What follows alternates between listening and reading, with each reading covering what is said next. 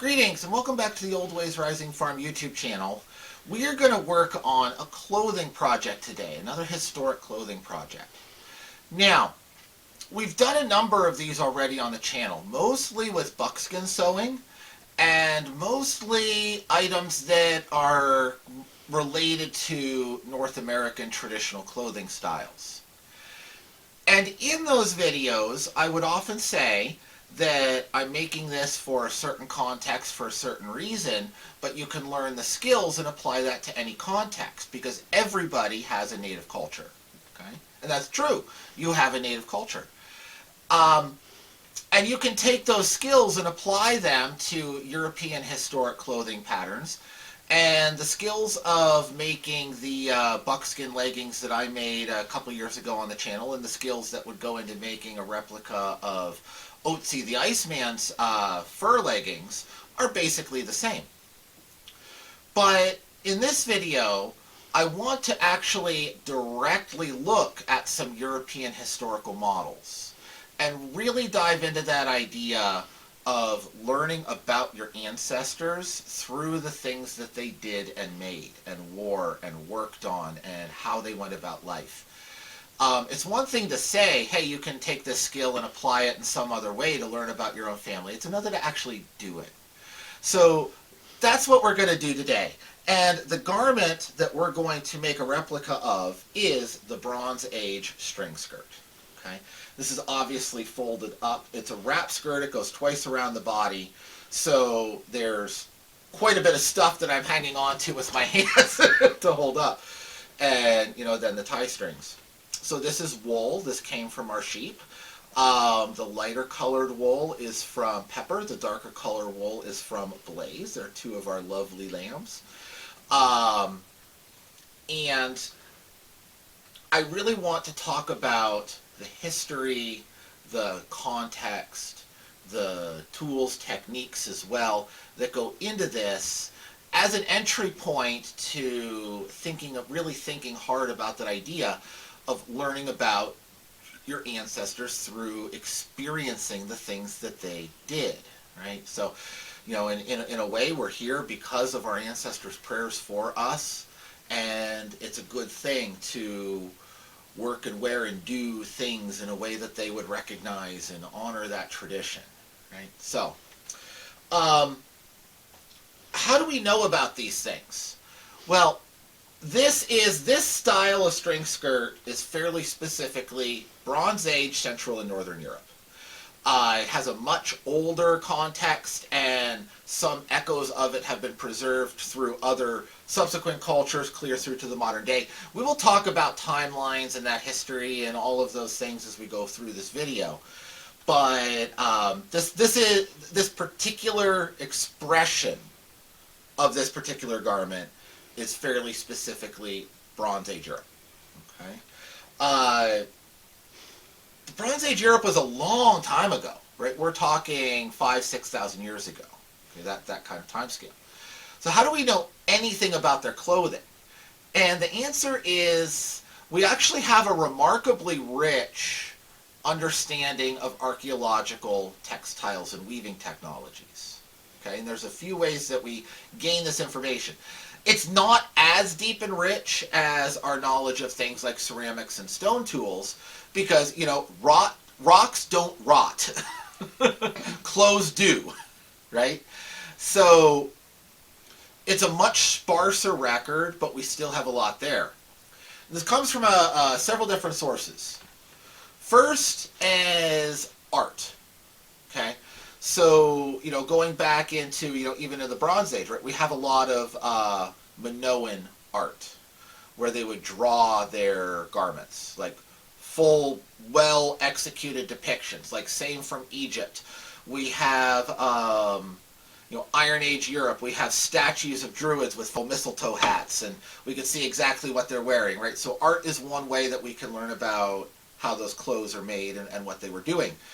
Another, learning about the cords that they were using themselves in an artistic context, is there's a number of cultures that have decorated pottery by taking ropes and cords and pressing them into the wet clay to make spiral impressions. So that an archaeologist can take one of these and, examine those imprints and deduce a lot about the fabrics that were used. Sometimes even like the bottoms, if they had it set on a piece of cloth, it will pick up the imprint, like even unintentionally pick up the imprint of whatever it was set on, right? So if they happen to have set that particular pot on something, it will pick that up. And clay records a remarkable amount of information.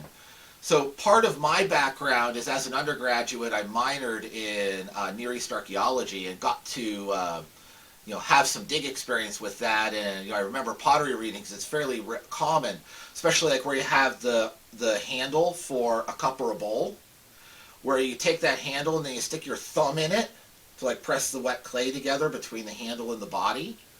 And you'll often have a fairly complete fingerprint, a readable fingerprint in the clay there. So clay records a lot about its environment, so we get information that way. Third is mummification. So we have a lot of textiles from Egyptian mummies. We have a lot of textiles from Andean mummies. Because, when people are mummifying a body, they're putting it in an environment that is going to preserve and prevent decay, and often you get textiles along with that. Okay. Fourth is cave finds, like Basket Maker Cave in Arizona is a good example of this, where we found a whole pile of Native American textiles because it was so dry, no decomposition could happen. And fifth is bog water. Okay, so the bogs, you have in Europe you have the bog bodies where people were being ritually killed. There's a lot of arguments about why. I'm not going down that rabbit hole here today, but were killed and put in a bog, and their clothing is preserved intact. Also, there's a famous site called Must Farm in England, which was a village set over a boggy environment, and it was apparently, I'm not an expert on that site, I think it was attacked, but either way, whether it was attack or accident, it burnt. And a lot of textiles got partially carbonized, which then prevents decay, and then they fell into boggy water, which further prevents decay. So we don't have any complete textiles, but we have like snippets of a dozen or so different construction techniques. Twining and plaiting and weaving and all the different ways you can make a fabric were there. We just have these little swatches of different things. So we could see how they were building fabrics. And number 6 is glaciers, right? So obviously the Iceman was a glacier find.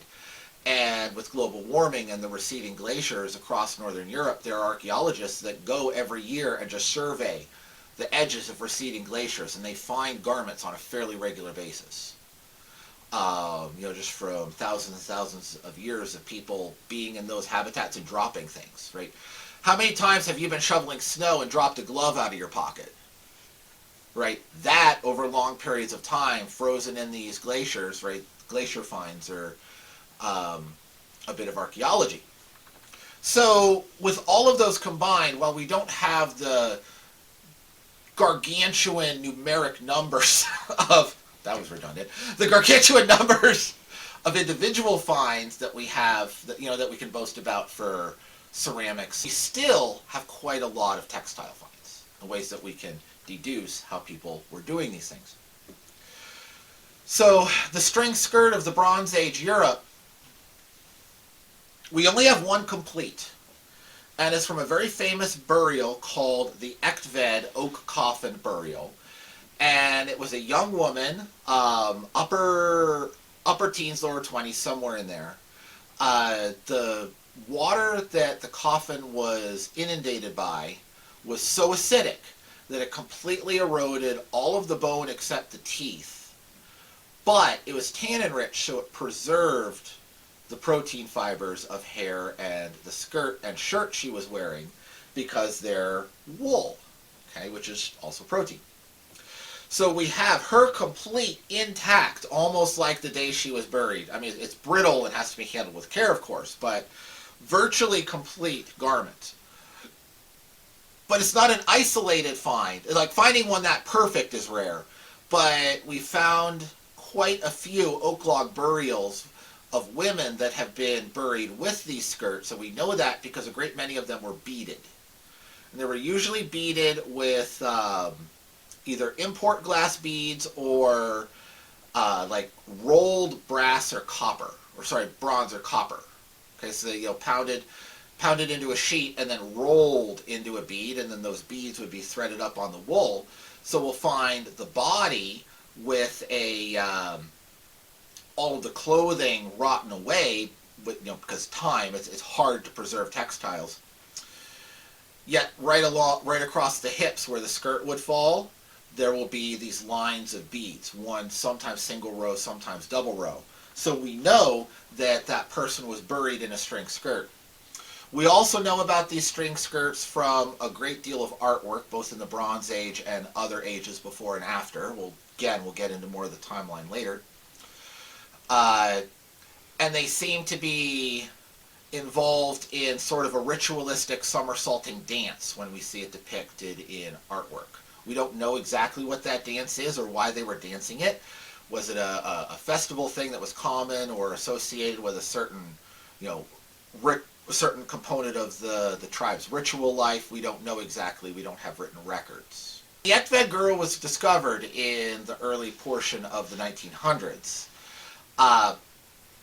Discovered by, that time period.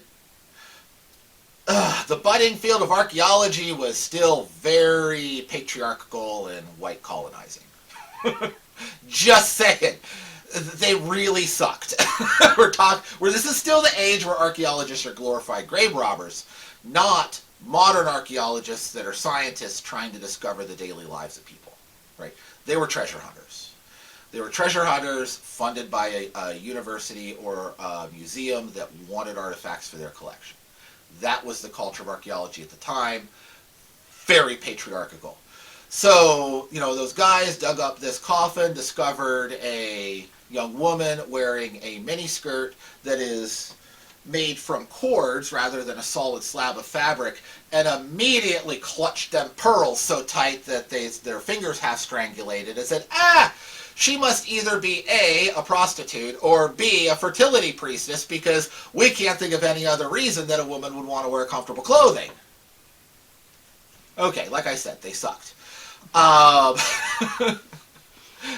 that became the initial writing about this that went into the literature that everybody now has to argue against. And it's not parsimonious, right? Like I said, we have a great many grave sites where we can tell that string skirts were the burial garment. And they've tried to correlate them to demographic factors. And other than simply being a female-coded garment, they don't correlate to anything. They don't correlate to age. They don't correlate to time of year of burial. They don't correlate to anything. So you know what you call a garment that doesn't correlate to anything? A t-shirt. Just something people wore. So there is no evidence to suggest that this is anything other than just something people wore, right? We know from the artistic depictions that it was relevant to and appropriate for various acts of ceremonial life, because no matter how you interpret the somersaulting dance where we see it drawn, burial is a ceremonial act, right? So we know it was compatible with ceremonial life. However, think about modern time. A suit is compatible with ceremonial life. You wear it to you can wear it to church and you can be buried in it. But it's also something people just wear to work. Right? So interpreting this as something other than a common garment that is appropriate for and accepted in the ceremonial life of the people is not justified by data. So you can go ahead and unclutch those pearls and understand that this is just part of the lived experience of your ancestors if you're somebody of European descent. Okay? Now, my interpretation of this uses traditional techniques. It's not an exact clone of the Egtved skirt. I did the tassels a little bit differently, but they are congruent with known Bronze Age weaving technology. Okay, it's just a little different from the original because I wanted to show something else. And I did bead this one. The original Egtved skirt was one of the ones that did not have beads. And I beaded this one with some bone beads.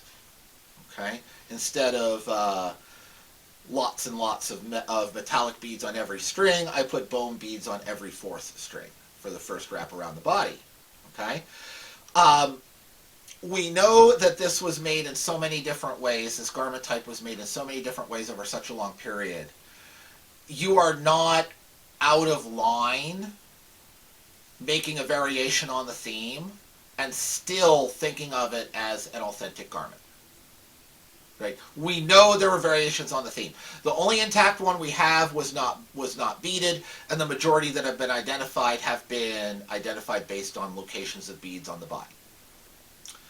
That alone tells you there's a lot of variation in how they're made. Okay? So, you think about this garment being made over thousands and thousands of years, evolving with culture over thousands and thousands of years, and we have one complete example. Right? So, another one of my criticisms about, reproductions of historic items is sort of a slavish cloning of like the one example we have. It's like, no, learn from that, but assume that people are expressing themselves. That's absolutely appropriate. So if you want to make one of these and follow in the journey of your ancestors in this way, feel free to move with it, interpret it, express yourself in it. That's part of it. Okay? Yes, it's a noble activity to learn about the people from whom you come and live components of their past lives as you can, but also put yourself in it too, because they were putting themselves in it while they were alive. Okay? So you don't have to just slavishly follow the one of probably, we have one example out of probably millions, if not billions, that have made over history. Right? You can't say that that one is the only way that you could interpret this garment. Okay? Materials. This is all wool, like I said, from 2 of our sheep. This is all homespun. I spun this on a Navajo spindle. Link at the top of the screen if you want that video, how to make and spin with one of those. Okay. I didn't weigh the wool ahead of time, nor did I measure its length, but I used about 4 balls, and they were about 6-ish ounce balls of wool.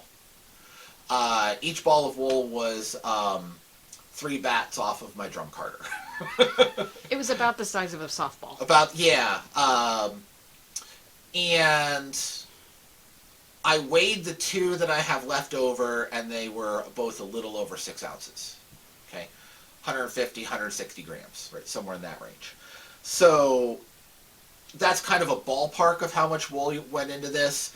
I used 3.5 balls, making the dark brown tassels, and half a ball of the lighter gray wool, making the belt. Okay? So, if you want kind of a crude idea of that, of what's going into it, that'll give you a baseline if you want to make these yourself and kind of estimate how much wool you're going to need. I was using chunky singles right off the Navajo spindle. It's not plied. But it is a fairly chunky yarn, so if you're using a thinner yarn, obviously you'll need more length because it'll take more to weave out the same distance. And then, if you choose to go beads, that's just going to be up to you. How often you want to bead? Do you want it on every string? Do you want it on every other? Right, so on and so forth. I used beads made from ruminant cannon bones. Just taking the leg bone and cutting it into slices because it's already got a big old hole, and my yarn's real chunky. So I tried some smaller beads, even bought some smaller beads with a larger hole that I thought might work, and they just weren't big enough. So if you want to use like a hair pipe bead or a commercially available jingle cone or like something like along those lines, like the hole's going to be on the small end, and you're going to need to go with a thinner yarn. Right, so keep those things in mind as you're designing a project. I've used Lion brand wool yarn. I think it's like fisherman's wool or something like that. I I've used that successfully before for crochet projects. I like it. It's a very good commercially available wool yarn in sort of these natural colors. It is dyed over white, but they're giving you, naturalistic colors that look like what comes right off the sheep. So that would be a good place. You can look up that fisherman's wool, and that would be a good place to start if you want to make a wool garment. Doing the little ends, we're also doing some needle felting. Right there's my little felting needle. I don't know how they would have felted the ends, but if you're going to make the tassels the way I did, then, and this is the way that the Egtved skirt was tasseled with these little loops felted in place. Did they use some sort of needle felting? Did they use just make them and then hot water felt all of them as a last step? I don't know. I have the ability to needle felt it, and that was easier than trying to hot water felt all of those, so I went with that. That does require wool if you're going to felt in that way, but you could absolutely justify using a plant fiber to weave this and then just do a different tassel construction. And tassels made from a bundle of fibers are absolutely appropriate and within the record of Bronze and Iron Age clothing techniques. So you could do that. There's also ways to do a grommet, tie and tuck a fiber grommet that will hold without needing felted if you want to do a ring. But it takes more material, so you'll want to leave yourself longer tassels than I did if you're going to do that approach. But, feel free to take this in any number of different directions. I'm going to conclude the little introduction to this project right now. We'll get into starting the weaving, but I've recorded a number of snippets of historic information about this garment and about the flow of cultures moving but I've recorded okay, now my brain just died. Hang on a second, don't turn it off. But I've recorded a number of snippets about the history of Europe, about the flow of cultures moving in and out of Europe, and the whole time frame over which we have record of some form of string skirts. And I'm going to intersperse that with the weaving project. It's an experiment. I haven't done a video with this format before.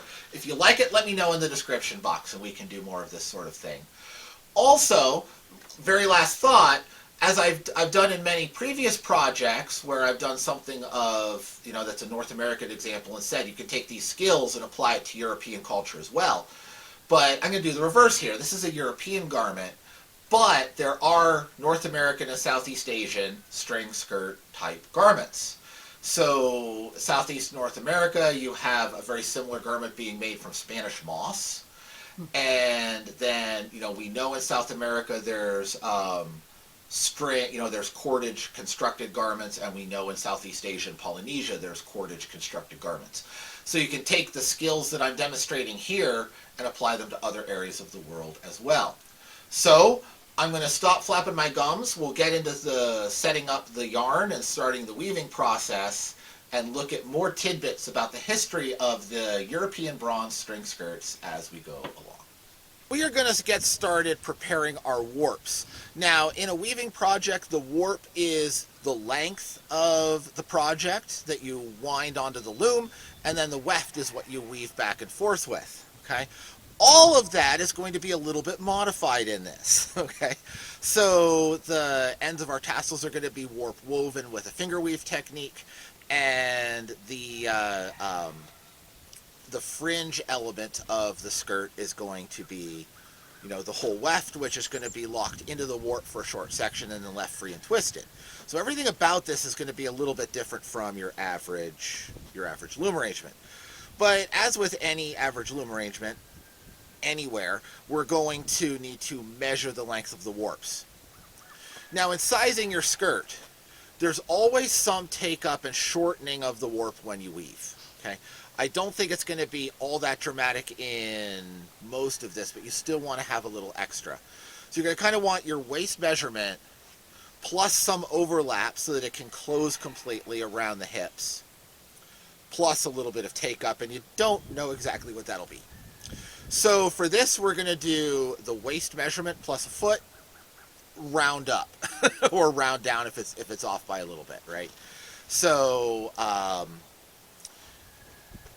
you also need to allow for the ties, which are going to be built right out of the same set of warps. Okay, so we're going to be leaving 2.5 feet for the ties.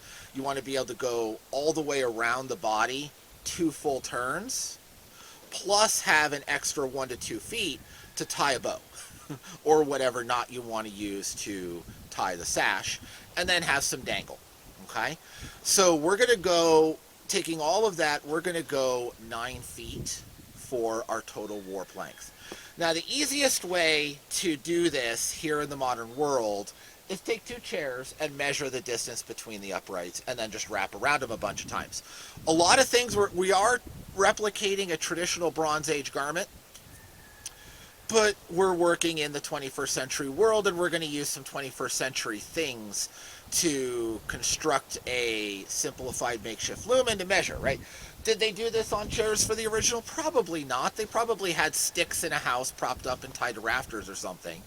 But there's, a bajillion ways you can do this. Just find what works for you in your context. For me, the easiest thing I could get and have good light to film is to bring 2 chairs outside, right? So, if you want to build a traditional backstrap loom, go for it, right? But you can also do this with some kitchen chairs, okay? So I've measured 9 feet from the far right end of the first chair to the first vertical stake on the second chair. We're going to tie a simple little knot here, and one that I know that I'm going to be able to get undone. So I'm just going to tie that loosely.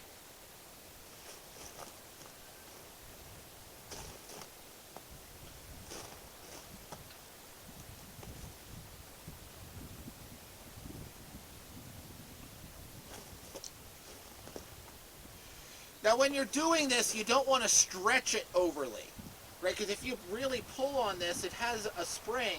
You want it straight, but you don't want it stretched out, or you're going to end up too short. No, don't rub in the stone.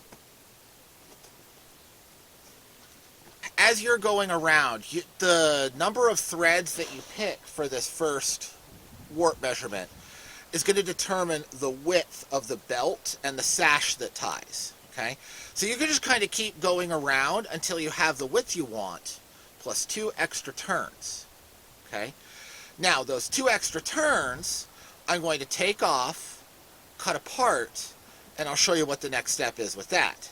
Now, these are my 2 extra turns. So I went around 14 lengths, 12 are going to be the main belt section, and 2 get this extra treatment. So I'm going to measure out 2.5 feet, which is going to be our belt section alignment.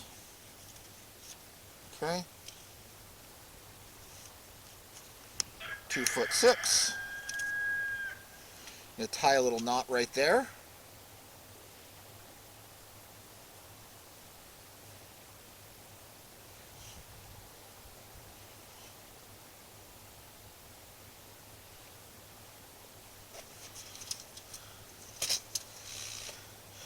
And now, this section, the first 2.5 feet, this is going to be for the tie strap.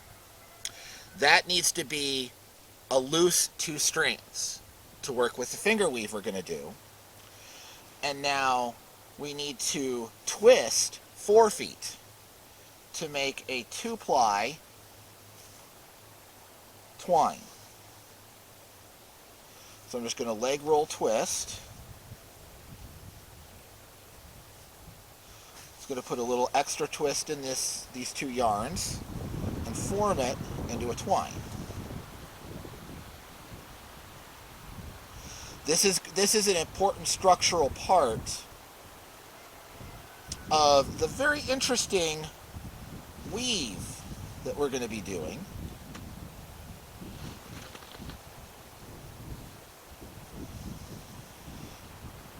when we arrange this on our little makeshift loom, this is going to be the top piece.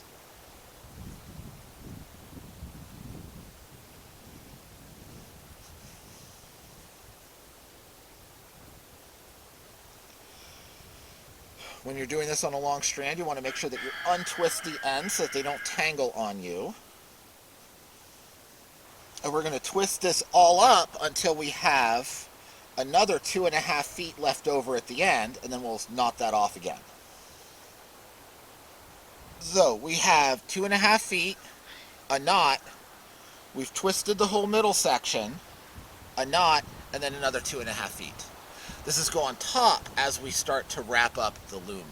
So now we're going to start to prepare this main bundle, and I have 12 threads in here. The take up, I measured the twisted section and I lost about 1/8 of the length in that twisting procedure. Okay, so there is considerable take up when you do this. So I'm going to measure out to keep this centered in my main strings. Instead of leaving 2.5 feet on the end, I'm going to leave 2 foot 9 inches. That will recenter everything, and that is right there. Okay, it's right about here. Take those off very carefully. Tie a knot that I can undo.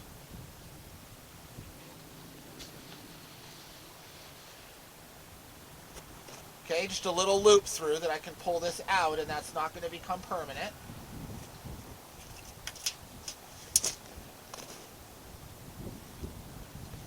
Do the same from the other side. Can you swing the camera around?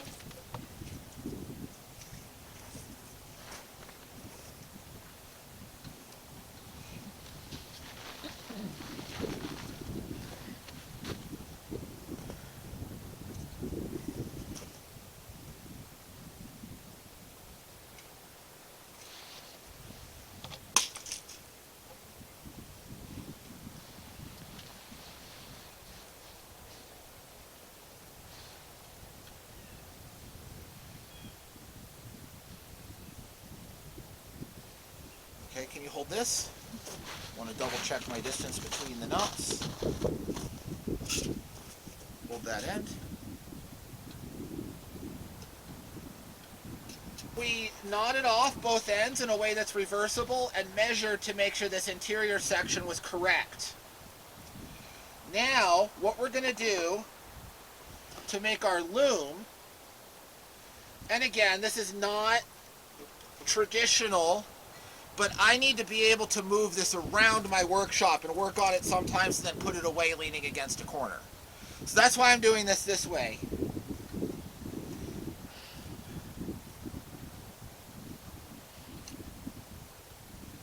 Line that up. Now we're going to take a board. We're just going to twist this on. Hi, kitty cat. Got a lot to say today. He's cute. He can be in the film. Mm-hmm.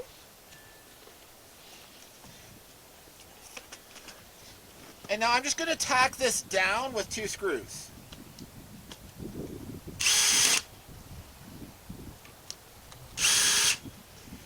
They're not super tight. They're not all the way through. They're just holding that.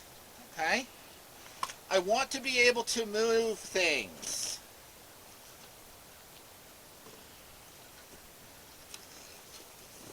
Come to the other side.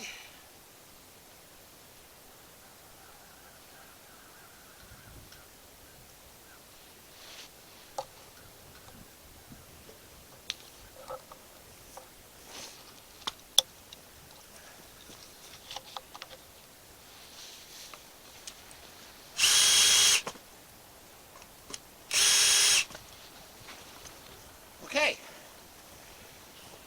And now we have a very simple loom arrangement that will hold these strings for the weaving process, and which I can move around maneuver, work with, work on for a while, and then lean up in the corner when I'm done and need to do another project at our workbench.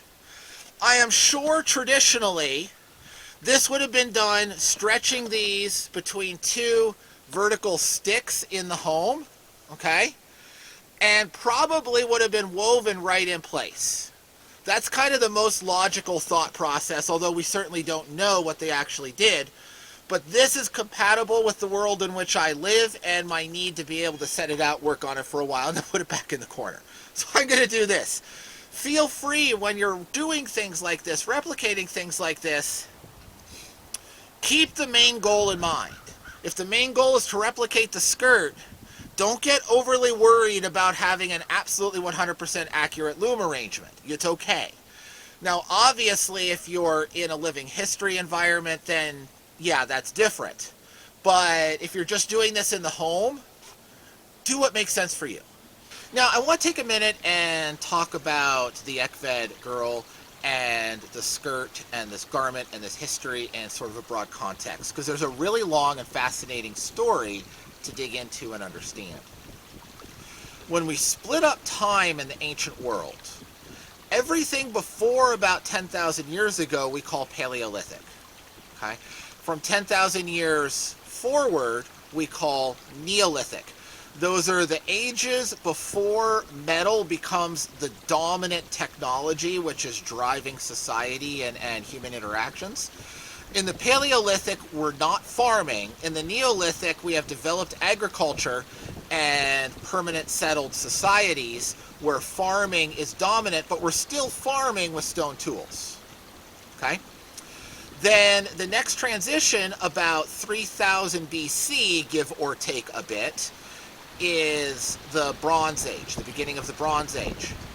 Now, if you're familiar at all with Otzi the Iceman, the frozen body that was found in the Alps, he was sitting right on that boundary, okay?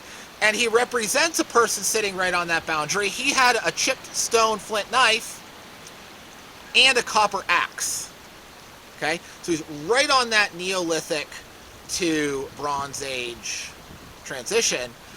Depending on which area of the world in, you might also hear the word Chalcolithic, which is an era where you have copper but not bronze, and is sitting right on that boundary. Okay? So some cultures have a Chalcolithic technological phase, some don't.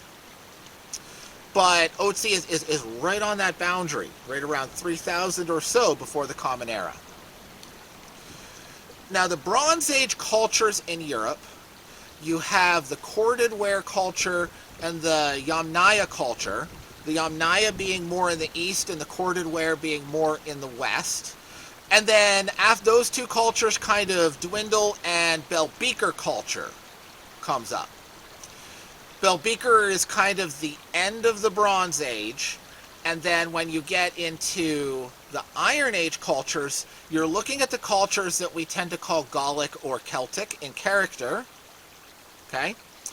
And those are the Urnfield, Hallstatt, and Latin cultures, okay? And those are in order. Urnfield is the transition from Bronze to Iron Age. Hallstatt is the first flourishing of what we call Celtic culture. And then Latin is the just, if you're looking at like the most beautiful, epic examples of, you know, Iron Age Celtic metalwork, you're looking at Latin culture most of the time, okay? So, and Latin is the cultural phase that was then destroyed by the poison of Rome. So that's kind of the flow of time. Now, where do we find our Egtved skirt? Now, the Egtved burial and the whole cultural complex in which that occurs is kind of at the transition point between the Bronze Age cultures and the Iron Age cultures. And it's never a sharp line, right? It's a smearing, okay? We're changing technologies over, we're moving from one way of doing things into another, and people are moving around. But all of those things take time, especially in a world that doesn't have cell phones where you just can call your neighbor and ask what their favorite shirt is and where they bought it, right? So These changes happen much more slowly.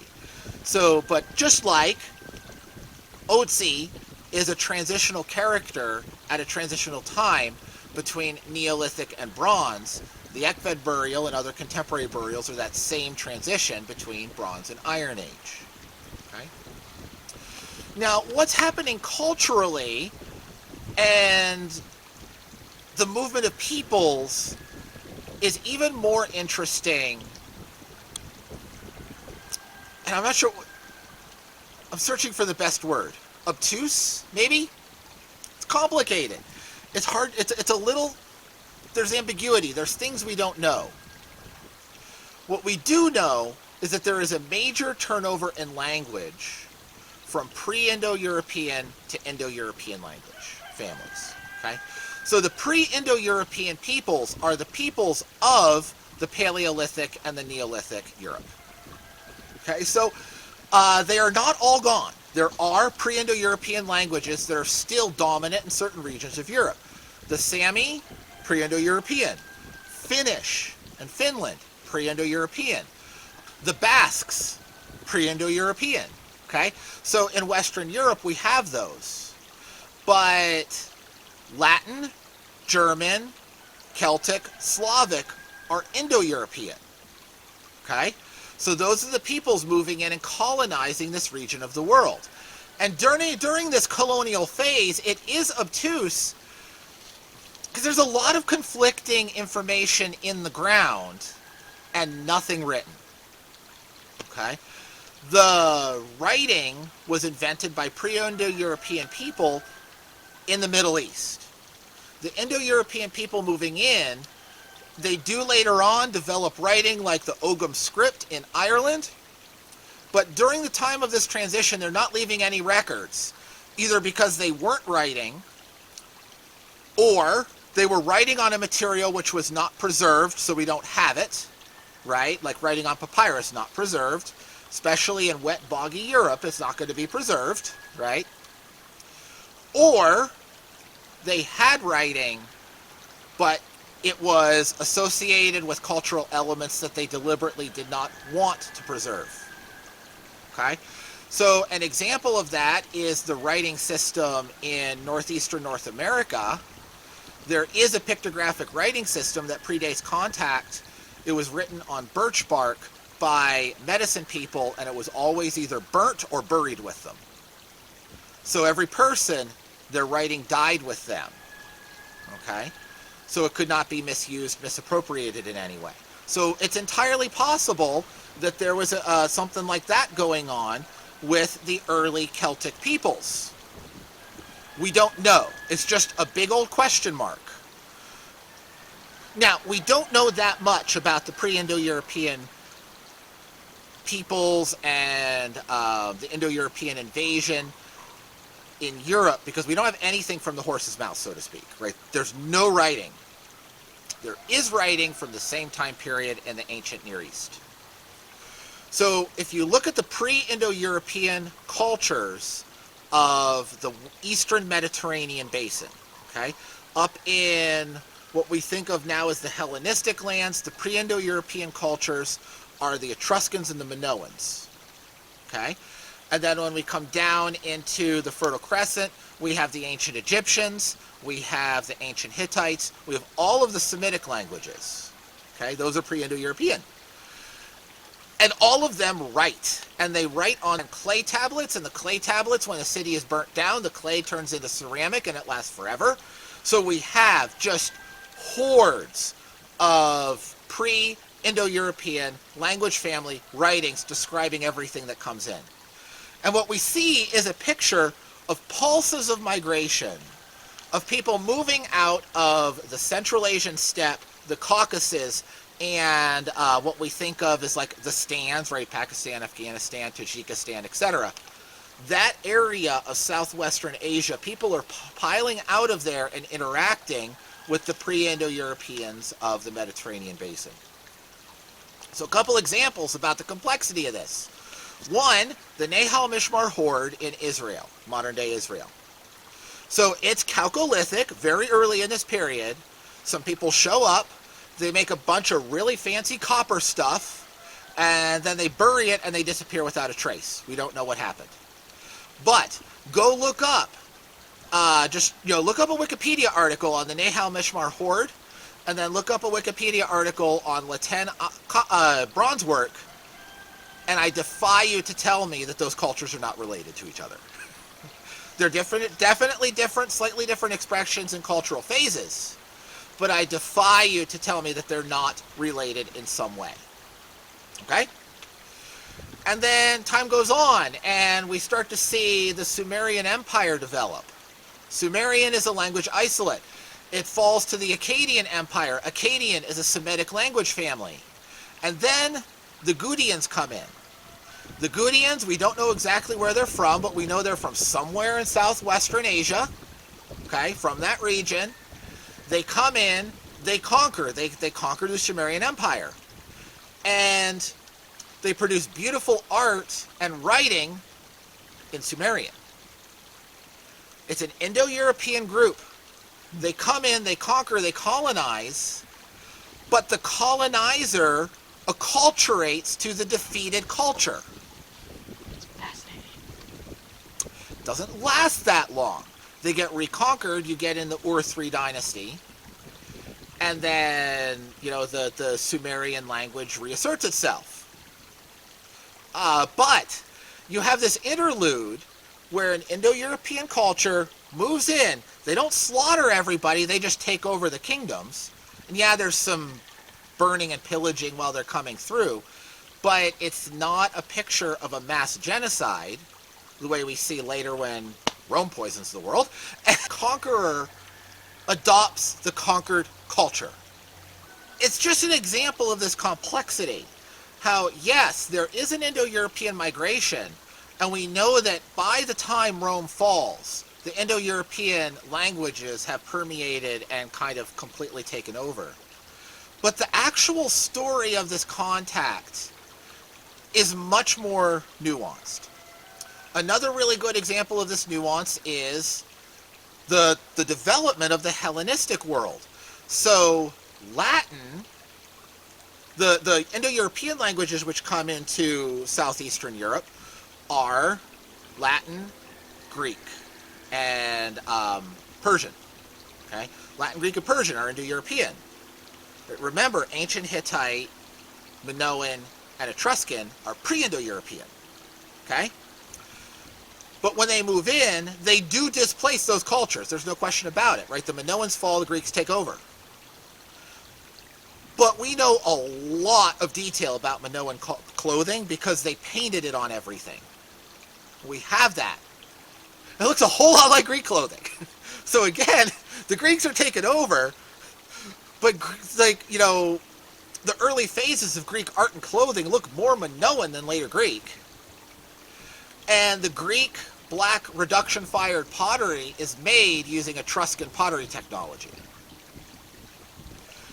So it's complicated, it's nuanced, it's not just a wipeout, it's a very complex interactions of cultures unfolding over thousands of years.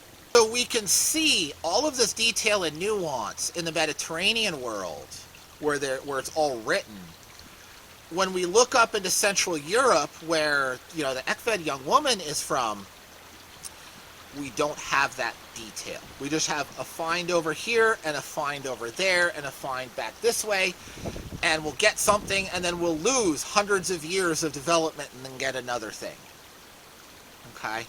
So the archaeology is much sparser, and you're never going to get the detail from finds in the ground that you get from the written word, with people telling stories about how they were conquered and then how they rose back to power and then how they made friends with these folks over there to prevent conquering from those folks over here. We don't have that. So it's a much foggier story of the same time period. But the themes still apply, right? We have the Germanic language family, which is Indo-European, come in and take over most of Northern Europe, but not to the exclusion of Finnish and Sami. right? It's the same thing. We have the Latin and Celtic languages and Slavic languages taking over Southern Europe, but we still have pockets of modified Latin languages in the Alps expressing cultural elements that are definitely not Indo-European, and we have the Basques. So it's a complicated set of interactions over thousands of years, not just not just an easy to write wipeout of culture A invades and exterminates culture B. Okay? So it's important to understand that when we're trying to understand the place that the things we do find fit in the culture, especially if we want to learn from that and build an understanding of our own past in a robust way. Okay, we have this all set out. After I came inside, I unscrewed these and just kind of rearranged it a little bit so that it's all nice and neat and flat and even. Like I was saying before when we were out there, traditionally, I would imagine, I mean, we don't know exactly what they did, right? We found the skirt preserved in a coffin. We don't have a photograph of the whole loom arrangement by which it was made, right? I would imagine you would have something like a backstrap loom or a configuration with like sticks stretched apart, maybe with a string to tension them, something like that. So if you were going to do this in a living history environment, you'd want to be a little bit more authentic than, deck screws. Right? Now, what you see here is everything that we need for this project. It's very simple. And that's why part of why this is so fascinating. That you have this very, very simple, yet very elegant piece of work, which is bridging cultures, right, across the gap of the pre-Indo-European, Indo-European juncture, the Neolithic being pre-Indo-European, Bronze Age being Indo-European. And, this mixing of the Neolithic and the Bronze technologies into one piece. And taking advantage of what wool can do that plant fibers can't, but, also making something that's comfortable to wear in summer when wool is your primary fabric. So, our warps are all coming from the wonderful sheep, Pepper is his name, and loves to come up to you in the pasture for some pets when you see him. And our weft and the cords are from Blaze, his aunt. Okay? And I'm doing it this way. I'm going to do the belt and the tassel ends with Pepper, and all of the wefts with Blaze, and then there'll be kind of some color shading, because Pepper is just a little bit lighter in color than Blaze is. So we have the spun yarn, and all of this spun yarn I spun on spun by hand with a Navajo spindle. Okay, we have a previous video on that. I'll make sure it's above or in the end screen, or somewhere it'll be here. And then the tools for working with it, we'll need some scissors, we'll need a couple of pieces of sticks. I have faith in you that you can find a stick, and we're going to use a felting needle. Would this have been felted originally? Well, it certainly was felted originally. Would it have been wet felted or dry felted? We certainly don't have evidence for felting needles going back that far. You certainly could wet felt this, but it's just going to be easier to use a felting needle to, stab the tassel ends together and just get it locked in place quickly without having, wet soapy water here getting everything sticking to itself. So I am choosing to use a felting needle, whether that's anachronistic or not. It's going to work. The first thing in the weaving process that we need to do is we need to make heddles. And then for tools, you need a pokey stick. I have some bone awls that I made a long time ago that I'm using for my pokey sticks, and they're also going to be my beaters. Sword beater and pokey stick all at once. You could, with only 12 strings, you could skip the string heddle stage and just weave over under with your pokey stick. Would work. But why not do it the easier way? Okay? So we're just going to start with a slip knot in here, attach it to one end of our stick. Again, I have faith in you that you can go out and find a stick. Now we're going to go under the first yarn, put a half twist in it in one direction, put it over the stick, however high up you want, about 2 fingers width, and then you're going to take another loop, put that loop over again, and make a clove hitch.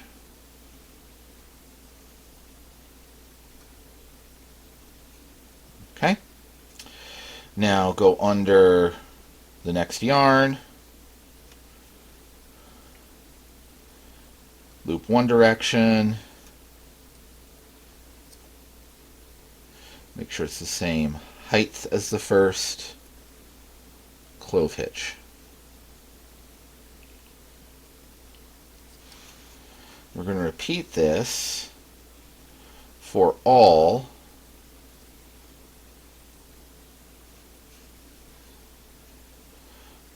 12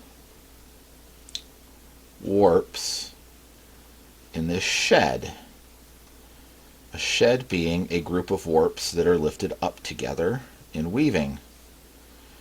Taking a little extra time, like I said, this is kind of an optional step.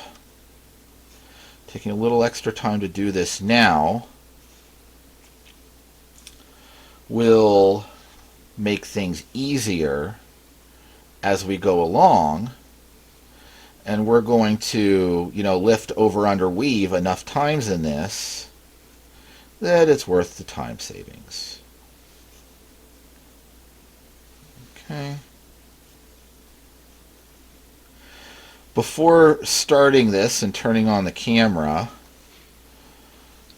I did a little bit of prep work here, but it was just organizing. So I flattened this out, picked which strings would go in which direction, in what order to lay flat and nice. So I already have these lifted up and separated with the bonals. Okay.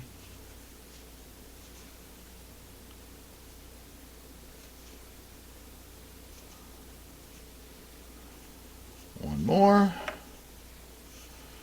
Una más, una más. A lot of traditional weaving techniques use a string heddle like this. They don't have to be perfectly even, but we want them very close.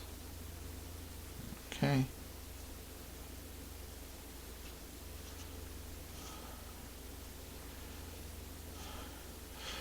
All over the world, the string heddle game is not specific to any particular culture. Okay. So you see, if I lift up on my stick, I've got those 6 strings captured. And when I lift up the other, they can pass in between the heddle and it won't get jammed up. Okay. So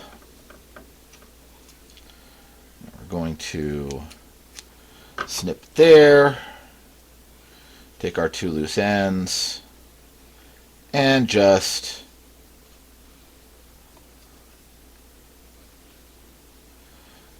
tie an ugly old granny knot that'll make your old scoutmaster roll over in his grave. Okay? But that'll keep it from coming undone. So there's our string heddle for one side. Now, as you can see, we've separated 2 sheds at once here. So I'm going to take the other stick and repeat the process in the back. Okay, we are weaving. Now you can see I've got some done. I needed to get a little bit done ahead of time. I had a couple of rides on the struggle bus and some false starts here at the beginning of this. And I've worked it out, and we'll go through. So the first conceptualization of this, I was thinking about making these little loops. This is the way the original Egtved skirt was designed, okay? And I was thinking about interlocking those as I go. Most of like the really early Iron and Bronze Age items that we found, one of the interesting things about them is when they have tassels, the tassels are all connected. They're not loose and floppy, okay? And if this tassel was loose and floppy, it would just not work as a garment. It would be a decoration, not clothing. So it has to be tied together. So I was originally thinking about doing that loops along the bottom. And this is that false start, okay? And then wrapping over them and felting some wool in. The thing is, till I got this done, in order to make the loop with enough space that I could manipulate it and build that, it was just so big and they're stretched so far apart, it again does not work as a garment, right? So we're going to do that differently. We're still making the loops. We're making these nice little tight loops, as tight as we possibly can. That's like the perfect, here, I'll hold it against the white bone. That's like the perfect ideal loop that I'm trying to make. That one's a little less perfect. That one's really nice, right? So we're trying to make a nice, tight, neat loop. And then we're going to take these and we're going to, at the end, we're going to line them up and we'll either stitch them or twine them together. In my mind at the moment, I'm thinking twining, but we'll see how this actually comes out. Now, I did decide to put some beads on this one. I originally had purchased some beads here, some little round guys, but the holes in those were just really small, okay? So I just went and I made some big honkin' leg bone beads. Okay? So we've got some big honkin' beads. This would be ghastly heavy if you put those on every string, and it would clank as you walk, which if you're dancing and trying to make a rhythm, sometimes you want shakers or rattles or jingles or something to clank as you walk. But if you're just going about the day, you don't want to clank all the time, right?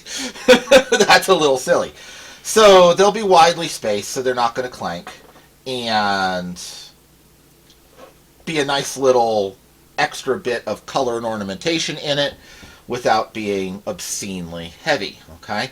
And these beads are just the simplest possible bead. It's, you know, a leg bone from whatever size critter you want your bead to be.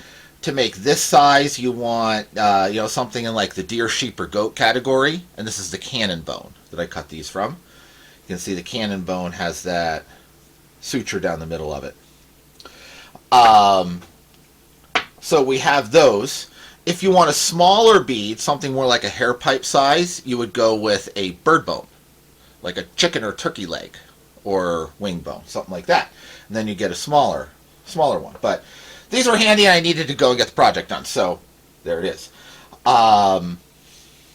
Usually when you're making these, if you just cut them, round the edge over a little bit, soak them for, overnight or for a couple days in some really, really strong dish soap water.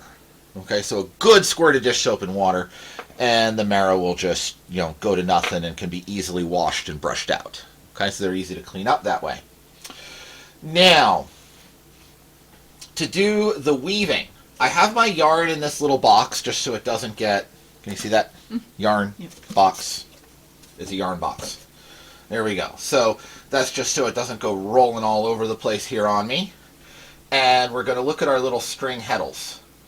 So this one has already been prepared, so you can see how when I pull up on that, I'm pulling one set of 6 strings and leaving the other below. Okay? So this weaving operation is a little bit different from most. We're going to pull a loop out. It does have a little bit of spring back. One of the problems I had in my false starts is, this is just a little spacer for the lengths of string that I'm making, okay? I was having a devil of a time keeping them all even, because I was kind of working and flopping off the edge of the bench. So I set this up, so I can set that at the edge of my piece of plywood, and then get this readjusted. So for this little section I'm working, okay, the edge of my string here is at the edge of my plywood. Is my finger, both fingers in view, hon? Mm-hmm. Okay, awesome.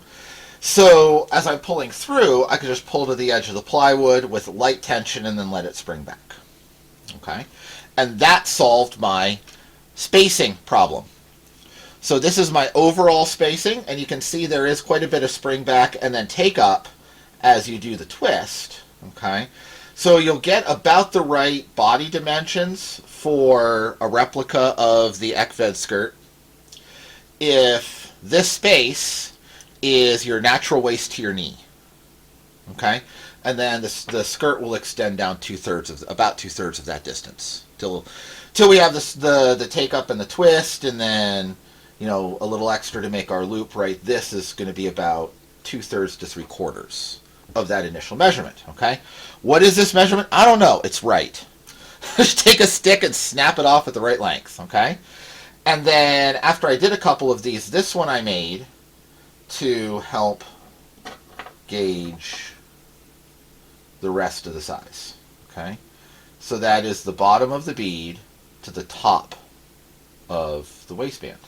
Okay, so we have our two sticks. Woodworkers call these story sticks, where you just mark the dimensions of your project on a stick, and then you don't have to worry about measuring each time.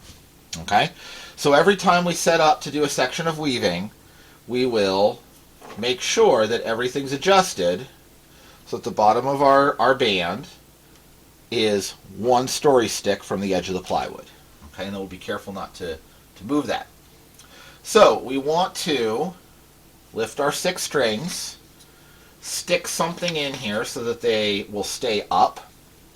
In weaving terminology, that's a sword, and weavers will have official wooden swords, but simplest possible project when you're doing something for the first time, you just want to see how it works, just go find something that works, right? Just get a ruler or something for your sword. You don't need to go and commission a woodworker to make an official sword, right? If you are going to build a permanent loom setup and you're going to make 100 of these, then you want to go and make everything right. But if you're going to make one as an experiment, just find something to make it work. Right? That's my advice for getting into projects. I'm going to stick my fingers in here, and this is where this top piece of twine comes in. Okay? So we are going to weave 3 loops for every time we lift our threads. Okay? But every time we're going to go opposite top, top, or bottom, top, bottom of this. And then this holds our 3 loops. Okay? So the last time I ended, I was on top. So this time I'm going to pull underneath. And I'm going to hold that over the twine as I pull this out so I don't mess up my other loop. Just pull it with that light tension till it's to the bottom of the plywood. Let it go. I'm going to adjust those. Comes through again. This time I'm going to pinch it, come on top.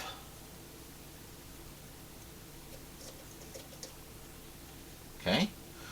Next time, organize it, pinch it, come underneath.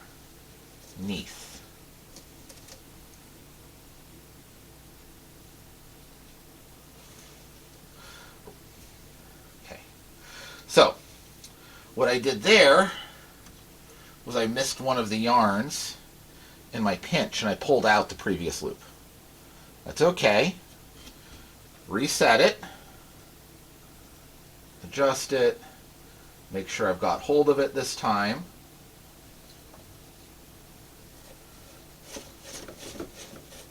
And then pull it down again.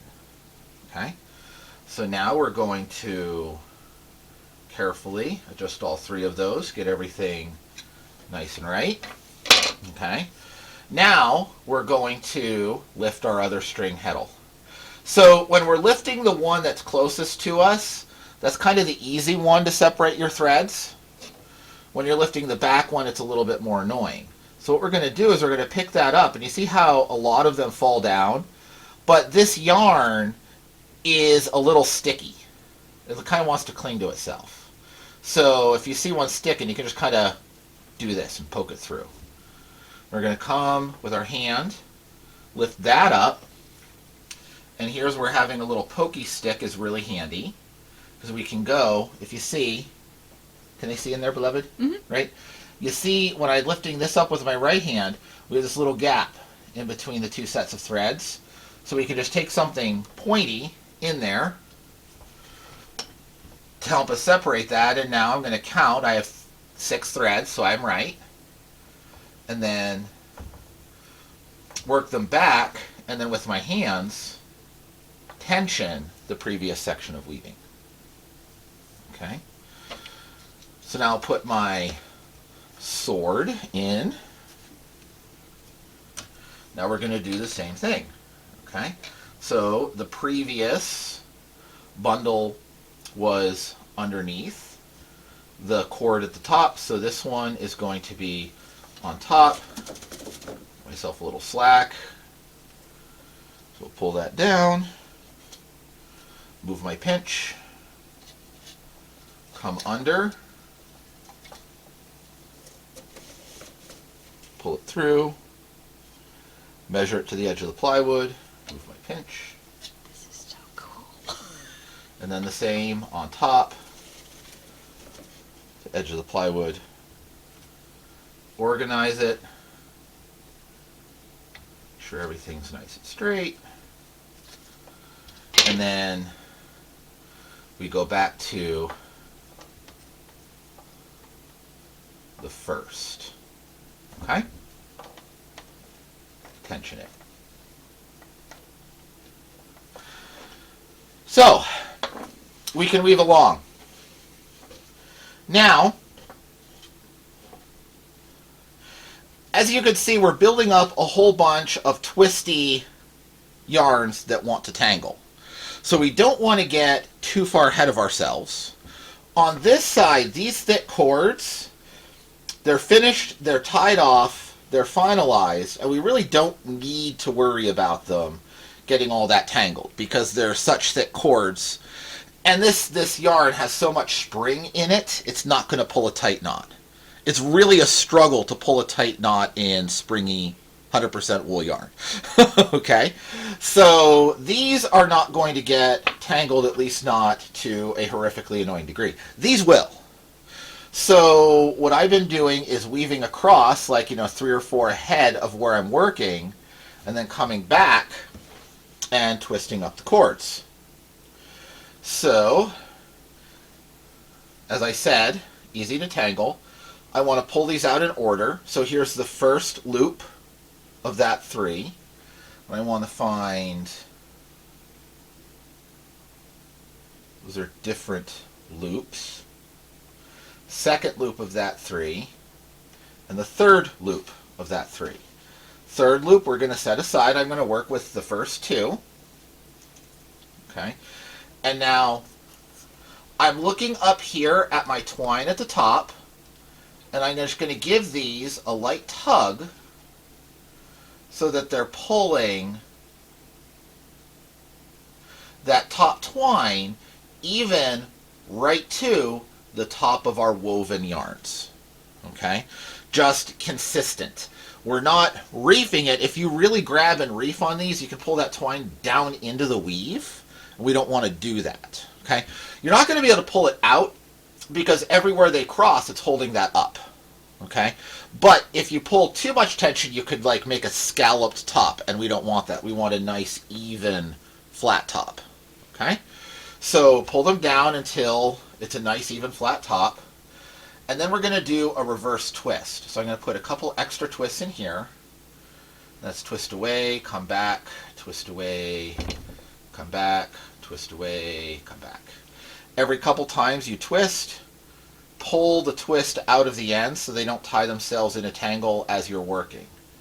Right? So I can just kind of feel it when my pinky finger starts to catch in the tangle that's forming. I move my hand down. Okay. We have an extended video on reverse twist cordage. I will make sure that that link is provided. Maybe it's at the top of the screen, maybe it's in the end screen, maybe it's both. We'll see, but it's here somewhere. Okay, and we're just going to twist all the way down.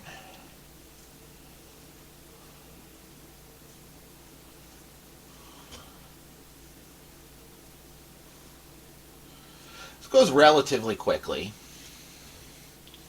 This is a smidgen tedious. But you knew that when you were starting to do projects based on handwork.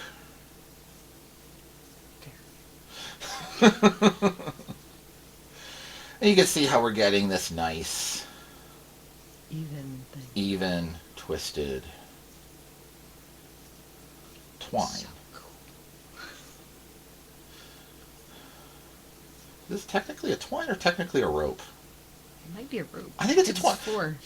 It's 4, but it's not a twist of twisted twines. So I think it's still a twine. Oh, that's true. Yarn is a twisted single. Twine is 2 or more twisted singles together, and a rope is 2 or more twines twisted together. Gotcha. Yeah, I guess that's So I think it's still a twine. It's just a big old chunky twine. Yeah. If we have any rope terminology aficionados, feel free to correct us on this one. Okay, so I'm at the end. Okay. Now I'm just going to let it go. It says it gets a little excess twist in it. Just pull that out. Now I'm just going to let it sit here. It's going to hold together well enough.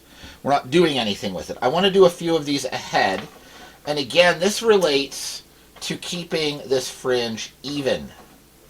Because this is the other problem I was having some issues with. Keeping these even when I started making my little loops. So now we got the next one. This is the last of this 3. So now we're going to come and we're going to sort out the next bundle of 3. Okay.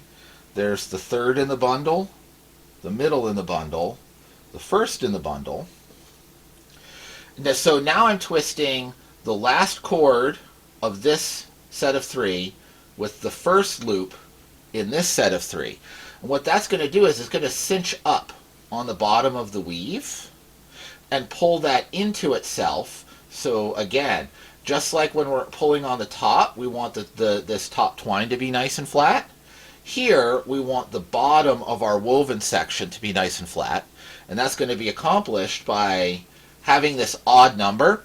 This is why we're doing 3 and not 4. Okay? If we did 4, we would never cross. Okay? But when we do an odd number in here, every other one we cross and it locks in the bottom of the weave. Okay? So again, same deal. Check the tension on the top. It's good.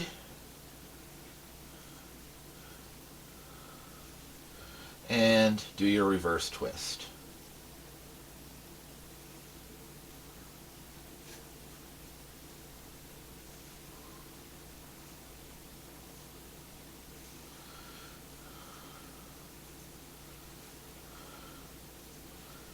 This really does need to be reverse twist methoded, not leg twist. Just with the geometry of it, you've got too much. You have too many cords going everywhere to take the loom apart and leg twist these. Okay, at the end. Same deal. Let it kind of unroll a little bit, just to straighten. Okay. Now, our beads. We're doing a bead every 4. Okay. And I'm keeping a couple beads ahead of where we're doing the loops on the in-between strings. That way I can get a nice straight line. And this is sagging a little bit. Just kind of want to square it all up. I can get a line of the beads going across and then work to it in between them. Okay, and that's helped a lot with keeping it even. It's not 100% even, and it's never going to be 100% even, just because there is so much elasticity in these cords. Right? They are springy, they are boingy. You think you have it, you pinch it right, and then you do it, and then either you stretched it a little more than the last one or a little less, right? They're never going to be 100% even. But that same elasticity means, like even these two that are a little bit shorter can be, with very little tension, pulled into line with these others when we stitch them together. Okay, so I'm not too worried about that. So, bead, skip, skip, skip, bead on the 4th one. So that one we just did gets the next one. To help thread the beads, I just have a little bit of my Neolithic monofilament fishing line. We're going to pretend that's authentic. No, we're not. We're just going to not care. Put said fishing line through both loops. Grab your bead. Thread said bead. Pop it on. Okay. Yep. Now, you could thread those through by poking it through with a stick or an awl or something, right? You could wet it and twist it up real tight and get it through. There's all sorts of ways you could get a bead through, but I have my Neolithic monofill, so we're good. I'm just going to use that. Now, we're going to line our bead up, and here's our short stick. Okay. And we want to move this so that under very light tension, right at the bottom of the bead, it's even with our short story stick. Okay. Then we're just going to hold that. We're going to untwist the end, being careful that we don't jar it. Tie a little knot. Okay. And again, it's really hard to cinch a knot tightly in this springy yarn. So I can get that undone if I want. So now I'm going to go back and I'm going to check my distance. And it checks out. Can't see. Couldn't see that. I checked the distance. Yep, there we go. It has been checked. Awesome. So that knot's going to keep things right where I want them. Now, to make my loop, I'm going to take these two ends, tie them in just a very simple overhand knot, and kind of cinch them down using my finger as a gauge. Okay. So now we're going to do exactly the same thing with this that we do when we're going to make a rope grommet. Okay. I showed how to make rope grommets in our Make Your Own Backpack video. Oh, the backpack's right here beside me, right? So these rope grommets down the side. Okay. Same work as we're doing with this. So we have our knot. Now we're going to take one end, and in the direction that it's pointing, start wrapping around until we run out of yarn. Okay. We're going to take the other in the direction it's pointing. We're going to wrap it around until we run out of yarn.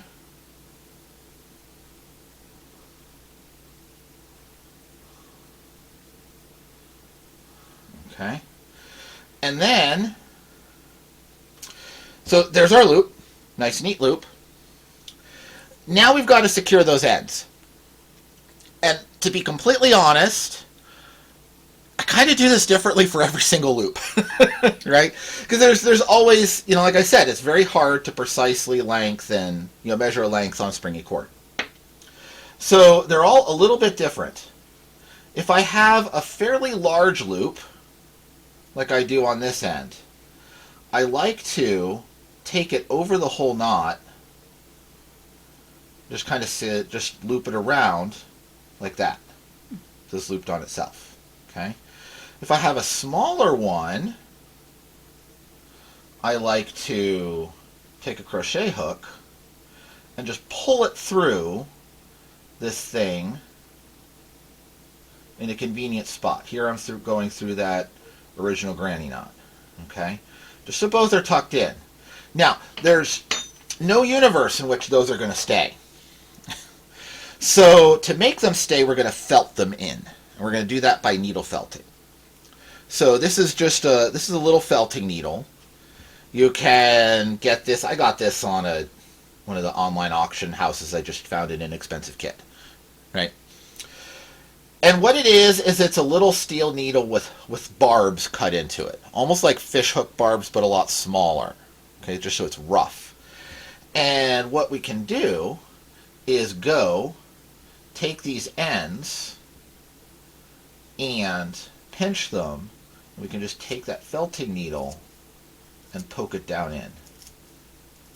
And what this will do is make a whole bunch of little pulls in those wool fibers and tangle them into each other, compact it, and wool fibers have little barbs on the edges of the fibers. Those intermesh and it stays and becomes felt instead of a bundle of strings. Okay. Is this authentic to the early Bronze Age fiberwork technologies? I have absolutely no idea. They certainly weren't using a steel needle because it was the Bronze Age. Is there a way that you could take like a rough-barked hawthorn thorn and get it to help wool felt together? Maybe.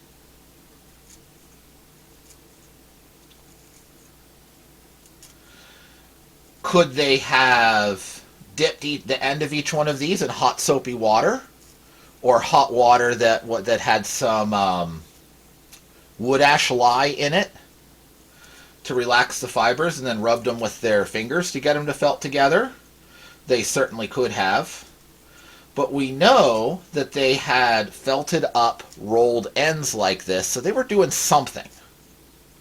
We don't know exactly what something they were doing.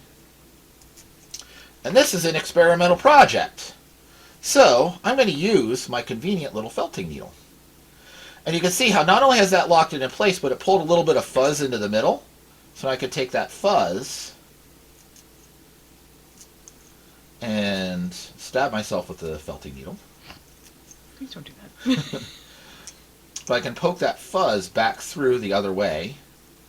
And what we've just done is tied hundreds and hundreds and hundreds of teeny tiny little knots that will keep those ends from ever coming loose. That's our loop. Nice. Okay? So, now we have our line of beads, and we can go back in between, straighten everything out, make sure it's how you want it to lay when this is fully assembled. Okay? And we can look at these two beads, and you see these two unformed loops. I can just pinch it right where I want that knot to be. Untwist the ends. Tie that overhand knot.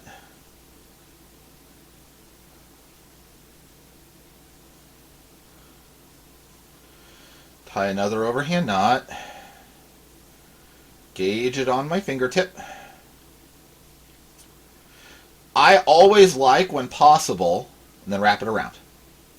Anyway, I always like, when possible, to gauge things off of a body measurement, because that way I don't have to worry about rulers, marking gauges, knowing exactly how many inches or centimeters something was. It makes life a lot easier. And I can pretty much guarantee you, craftsman logic of today is pretty darn close to craftsman logic of 6,000 years ago. And they were doing the same thing in a world that doesn't have rulers. So, it doesn't have to be any particular measurement, it just has to be internally consistent, and I'm not going to lose my fingertip, or if I do, have bigger problems than the size of my loop. So, both of these came up close. I'm going to tuck one through that knot, grab my felting needle, just poke it through a couple times so it doesn't come loose on me, and go from the other direction, grab the other loop, pull it through, pinch it, and now I'll felt that well, right at that junction. And that's how we build the skirt. So now we just have a whole bunch of cycle, rinse, repeat. Now, as people move, they move with stuff. They move with culture, they move with religious ideas, they move with political ideas, and they move with their pets and their favorite vegetable seeds. Okay? And that's a very important thing to understand, is we're not just talking about a people coming in and displacing another people, but a people are coming in with things, and those things in and of themselves can have an impact on culture. We call this the transported landscape. Okay? So as the Indo-European people come, they're coming with cultivated grains, they're coming with domesticated animals. Okay? And especially sheep. So sheep start coming into southern Europe, into, France and Spain, about 4,000 before the Common Era. And they work their way all the way up to the Nordic regions, where our find is from, about 3,000 before the Common Era. So the sheep were potentially moving in even before the Indo-European domesticators of said sheep were there. So these things, these tools, can arrive by trade even before the people come. Ideas can spread by word of mouth even before the people come. So this changeover period that we're talking about, periods that we're talking about, it's not necessarily just, people A come displaces people B, but these ideas move independent of the people. Okay? Because, think about it. You could be going and visiting your Aunt Susie or, Uncle Mike on the other side of the country, learn how to crochet, and then come home and teach your family how to crochet. Right? And that's happening here too. We're going to talk about mobility of people in the next little clip. But it's not just people and their culture, but also the things they bring. Right? Sheep moving in is huge. Developing the Bronze Age development of wool as a major industry allows for an entirely new type of textile. Okay, you don't have wool anywhere on Otzi. He's wearing skins and furs, and his materials are woven plant of one sort or another. Plant cordage, woven reeds, things like that. That's how you're making textiles before sheep come. Once sheep come, and once you get flax industry, now you're actually weaving entire garments. You see in our skirt the interaction of those two technologies. You have true weaving, and you also have the older cording and plaiting in the same piece. Her shirt was woven, was just straight up woven cloth, okay, from wool. So getting the sheep, getting the cow, getting flax cultivation, getting those things dramatically changes the availability of textiles. You don't have to go and hunt 2 or 3 wolves to make a warm shirt. You can now just have a sheep, and over the course of the sheep's life, and is sheared many times, you'll have many shirts, right? So you also have the ability to make more comfortable things, less scratchy. Just wearing a basket isn't that comfortable. Neither is wearing a wool shirt in the middle of summer. So flax and wool are much softer than some of the other things. Now, there are soft pre-Indo-European textiles available. Lime bast can be very soft, and nettle bast can be very soft, right? So there are things there, but you get a lot more when the transported landscape moves in. And part of the reason I picked this spot to film is, it's not going to be a focus of this video, but just out there in the distance is a batch of European basket tree willows. Part of the transported landscape that was brought to North America. especially by French settlers who were bringing them in for basket weaving.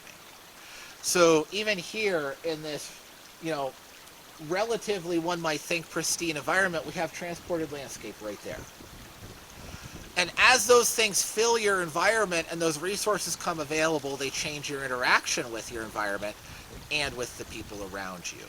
We can see that change in this garment. So let's get back to some of the weaving of it. We have made a lot of progress on this, and all of the tassels and little loopy ends are finished. Now, as we were doing this, we were trying it on periodically. Okay, so I would get a bunch done, call Renee over, put it on, see how it fits. You can always add more. I did end up extending my strings a little bit just by tying. All the ends are tucked. There's a little end poking out that you can kind of see. So I did end up needing to extend the starting yarns a little bit, added a bit more. You want this, after we were trying it on and playing with it, this is twice around her waist, so you have a double row of tassels, okay, the whole thing, minus a couple of inches, because you need to be able to tie it and cinch it up tight enough that it stays in place, and this stretches a little bit. So we went around, I started making it, sizing it, thinking in my head a round and a half. That was too thin. We decided we wanted a full twice around. So I extended it to that, and then that was a little bit too long because we couldn't tie it tight enough and it was going to slide off, okay? So we took a couple of tassels off at the end. Now that's fine. Keep working with it. Up until the point that you weave the ties, you can always extend the yarns or take a little off. Once you weave the ties, it's fixed. That is what it is. You're finished. Okay? So anytime you're doing something like this, try it on, do a little bit, try it on, do a little bit, try it on, do a little bit, try it on, do a little bit. And that's one of the nice things about, the way we kind of set up a pseudo loom, because I can always just unscrew those two boards, try it on, and then just screw those two boards back, clamping it in place, and do some more weaving. Because we have ye old Neolithic cordless screwdriver. So that worked well. That worked well.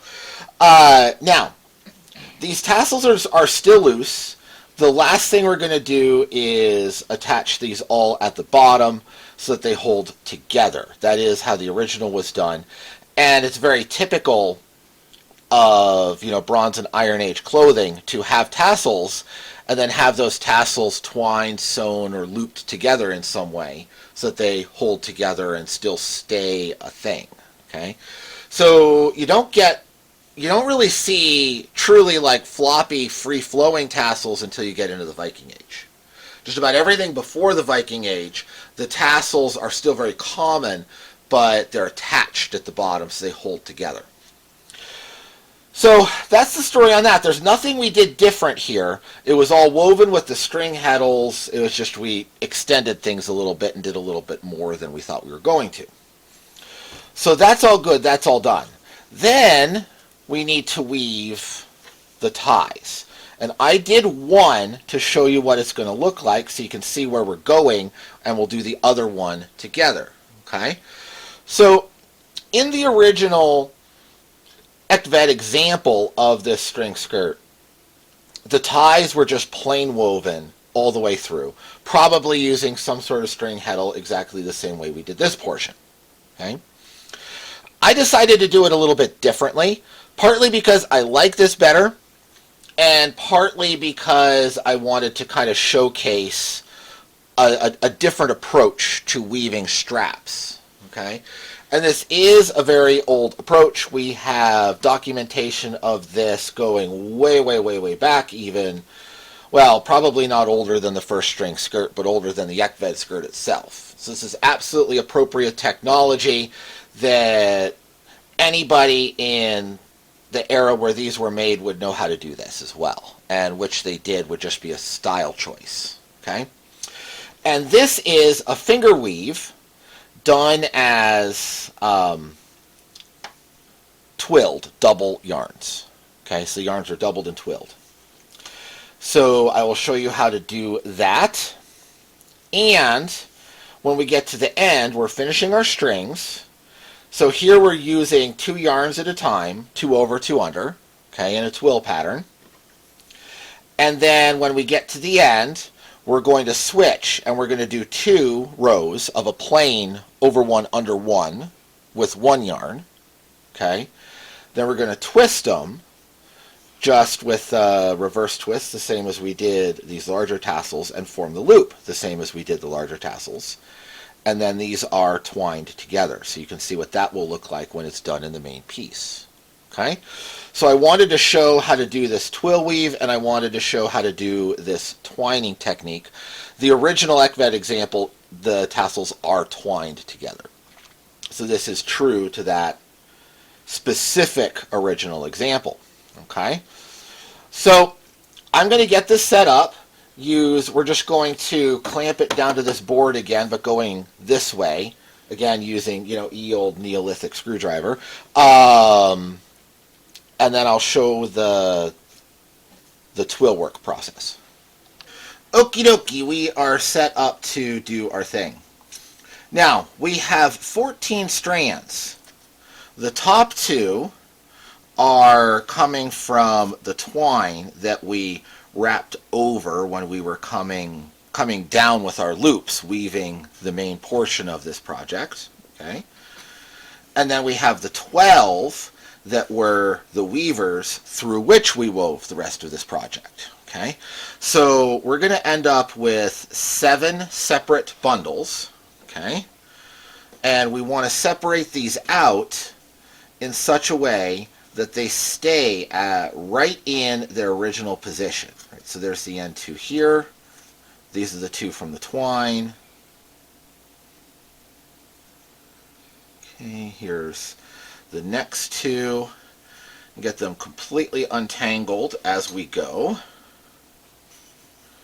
And over here we have the next 2 there. We have the next 2 there, and then we have the middle 2. Okay, so get these spread out nicely so that they are neat and tidy and organized. Doing a finger weave is all about keeping everything neat and tidy and organized.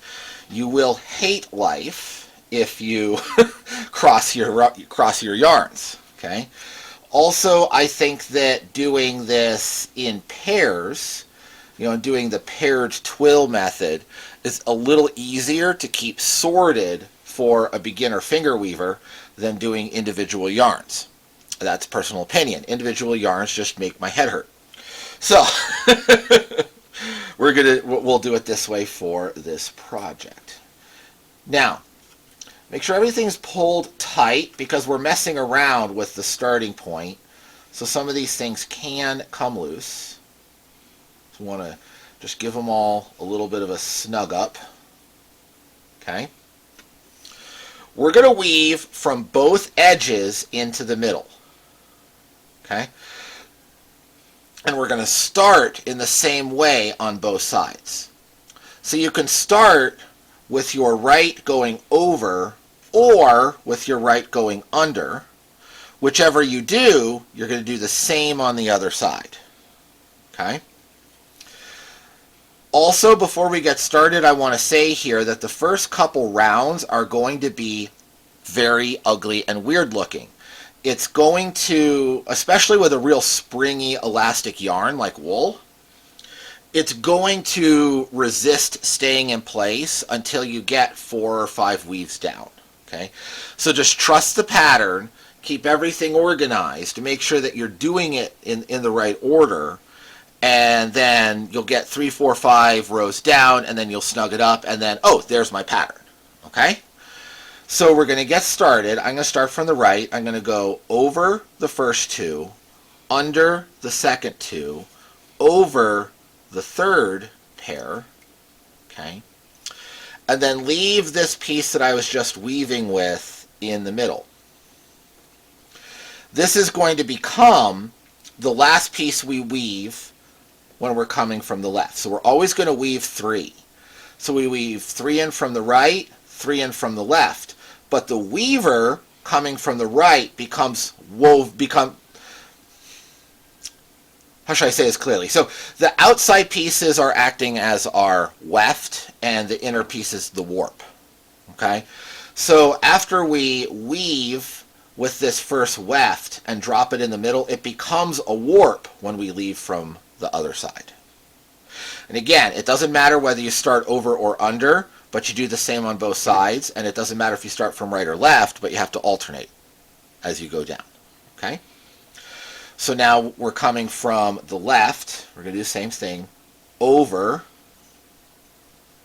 under, over. Okay? It's our first pattern. And then we will loosely cinch it up. But again, don't get too obsessive over cinching it up right now, because it's not going to stay. Okay? But organize it and keep it orderly. Now we do it again. From the right side, over, under, over.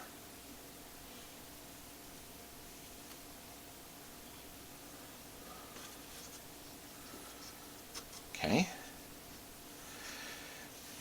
You can see the beginnings of the pattern here. Now right here on the left, it's doing the thing that's annoying, and that is the second thread in has because you're going under it, has a tendency to get pushed up and over, and it's easy to grab this thinking it's your outside thread, but it's not. Okay?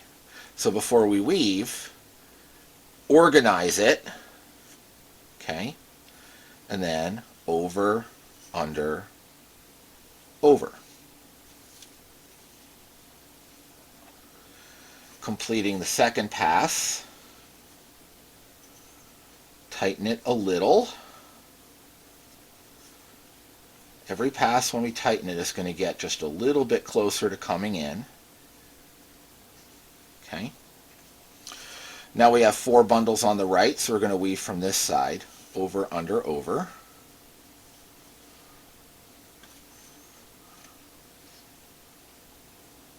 Okay.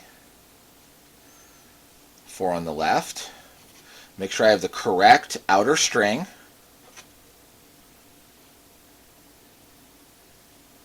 Organize it. Over, under, over.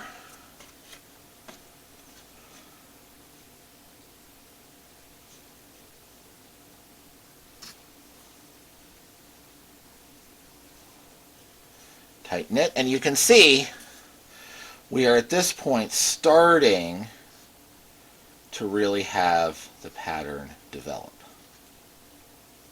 Okay, can you see this block in here where we're starting to really get going? Is that showing up well, beloved? Yes. Okay. Do a couple more.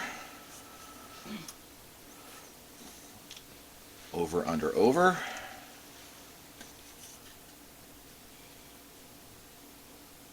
And over, under, over. Now, this diagonal twill pattern,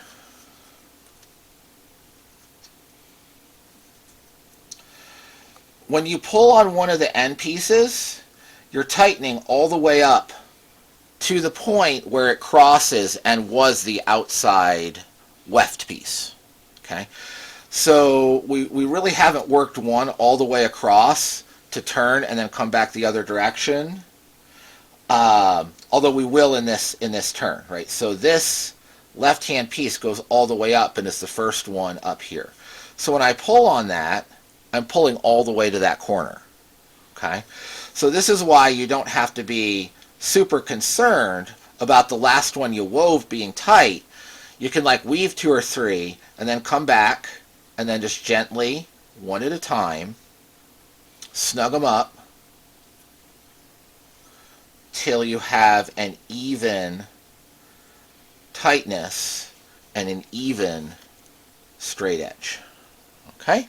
And there you can see very clearly our pattern is starting to come out. Right? I'll do one more set. Over, under, over. Right. tidy.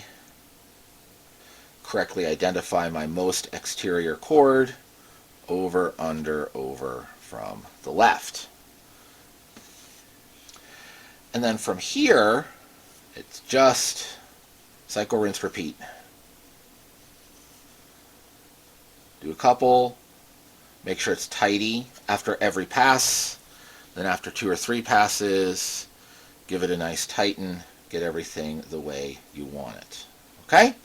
So that's the pattern. I'm going to continue, and I'm doing 18 inches of this and then 6 inches of tassel. So I'm going to continue till we've got about 18 inches of this, and then we'll look at transitioning to where we go from weaving the main belt to the tassel portion. So here's our section. This is about 18 inches from the back to the tip. You can make this however long you want, right? This is just a choice. Okay, how much do you want to dangle down after it's tied? I like how this plate comes out, and there's evidence for this going back a very, very long time. This type of finger weaving and this type of twisting cordage are both more ancient than what we think of as typical weaving, warp weft weaving with on a tablet loom or warp weighted loom or any such thing. So we have a mixture of ages in this piece, and I really like that. Okay, now to finish this off, what we have to do is we're going to twist these ends, and we need to loop them so that they twist tight against an opposing piece coming in. Right? So we need the 2 ends to twist together to be opposite one single piece. What we have at the moment is the 2 ends coming together being either underneath or over top of a double row. So we need to switch from single weaving to double weaving. To do that, we're just simply going to take the end piece again and do an under, over, under, there, over here, under there. Okay? Simply going like that. Double check. Make sure that when you do the next set of lifts that you don't have any that are going to stay double, that you accurately split each of the clumps of 2 into singles. Okay? Then we're going to come from the other side, do the same thing down, and just make sure again here, this piece that we just used as weft is underneath the last one, so it needs to be lifted up and over the piece coming through. So kind of start here and count through to decide whether you need to start with an over or start with an under. Do that twice, and then we'll come back and look at the twisting. So we have done that. We've done that twice, and now we're ready to separate out our ends to twist. And again, we're just going to do kind of the same thing we did initially when we were getting ready to start doing this plate in the first place. Just going to come and we're going to make sure that these are straddling an inner piece. Move them off to the side, move these out, move those down. Okay, here's the next 2. Come through. Take these side ones. Again, make sure they all straddle a single strand. Move them out, move them out, move them out. Okay. So now we know that we have these separated because it's really easy to get something crossed and try to pair this one with that one. And if you do that, you'll mess up the pattern. It won't lock together correctly. Now we want to start with a pair that's a little on the shorter side because we'll size them all to the shortest piece. And here we're just going to do the same reverse twist we did previously till we have just enough to tie a knot and make that loop. How do we do? Pretty darn close. Okay, so now we're done the twist. Tie a half knot, overhand knot.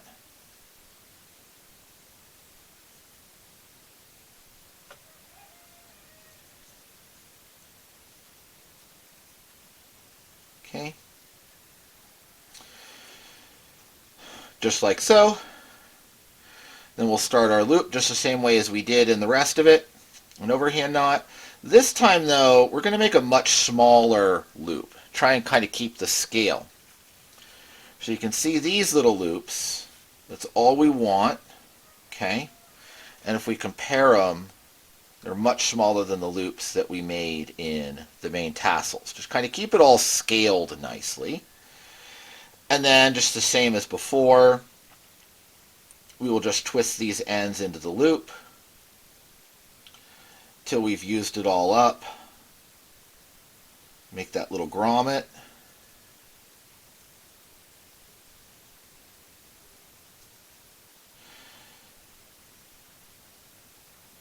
This fuzzy yarn has a tendency to want to hang on itself.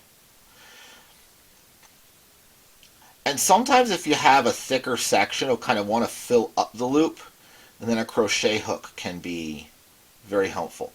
So here I have a longer end than, the one end's longer than the other, so I'm just going to hold the shorter end with my thumb and wrap over it, and that will help secure it. Okay, there's where we're ending, and now I'm just going to hold it in place, take the felting needle just like before, and felt it all together until it stays the way I want it. So there are the finished twists and little loops, and it's, because we doubled it over and did that, single, the 2 rows of the single pass, it's all very much locked together. Nothing is coming out, nothing is coming loose. It is a piece. So the last thing we need to do on these little tassel ends is to attach them all together just as we did on this side, so they move and function as a unit. And to do that, we're going to twine them. Now, twining, again, this is an ancient technique that's been used worldwide. We're going to take a little piece, it needs to be twice the length of our tassel set, plus a little bit to tie a knot. Make a loop in it, and just put that loop over the first of your tassels. Okay. And now we're going to do 1 reverse twist. Twist away, come back. Okay. That one didn't quite take. There we go again. Okay. Now I'm going to hold my finger in that pinch, bring the next tassel up. I want them to sit side by side, so I'm going to hold it in that fashion as best as I can. Bring the ends of my yarn over. Again, twist away, come back. Bring the next one in.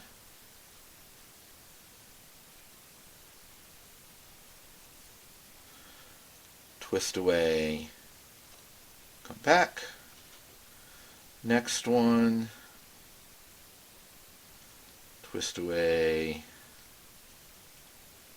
back. We'll keep doing this.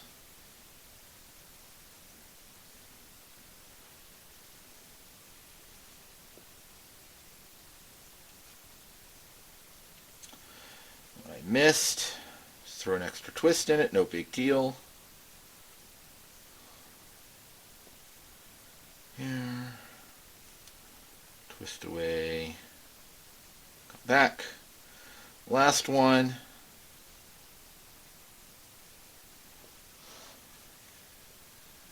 Twist away, come back. Okay, so now we just check they're all bundled together. It looks all messy at this point. It won't stay that way. Okay, and now we're going to just put an overhand knot in this. On that last piece. Okay. Just going to let it there for the time being. Now, because this is just twisted, I can move these within it. So, I need to pull some of these out a bit.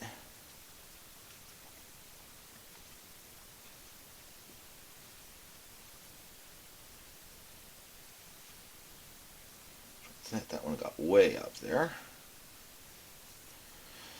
This is easier to do when you're not filming. Keep everything straight.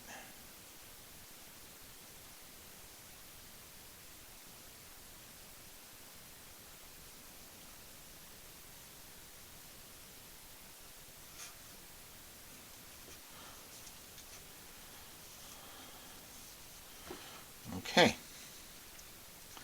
Now, evaluate it. See if you like it. And somehow, I got this first one all kinds of messy. Okay? So I'm going to... The rest are nice. Okay? You can see how they come together. I'm going to redo this and fix that first one. I only put a half knot in it, so it's easy to take out. I'm going to do that off camera because I need to really look at it close to my face. But that's the process, and I will show you the finished thing when it's done here. Okay, there we go. So now they're laying nice and flat. Don't ever be afraid just to kind of replay with something there a little bit. Get it right. You put all this time into making the project. Don't cut a corner on your tassels because it wouldn't lay right on the first time, right? This one on the left, it's got a little bit of wants to have a little kink in the yarn there, and I think that just is what it is, but the rest are nice and flat. To get it to lay nice and flat, the key thing is to adjust all of them so that the distance between that twined piece and the base is the same all the way across, and they'll lay flat. So, liking that, we will just finish off that half knot into a full knot. Then we can take our felting needle and poke it a couple of times. And that'll keep it from ever wanting to unknot itself. Okay. And then cut or snip the ends. And we're good to go.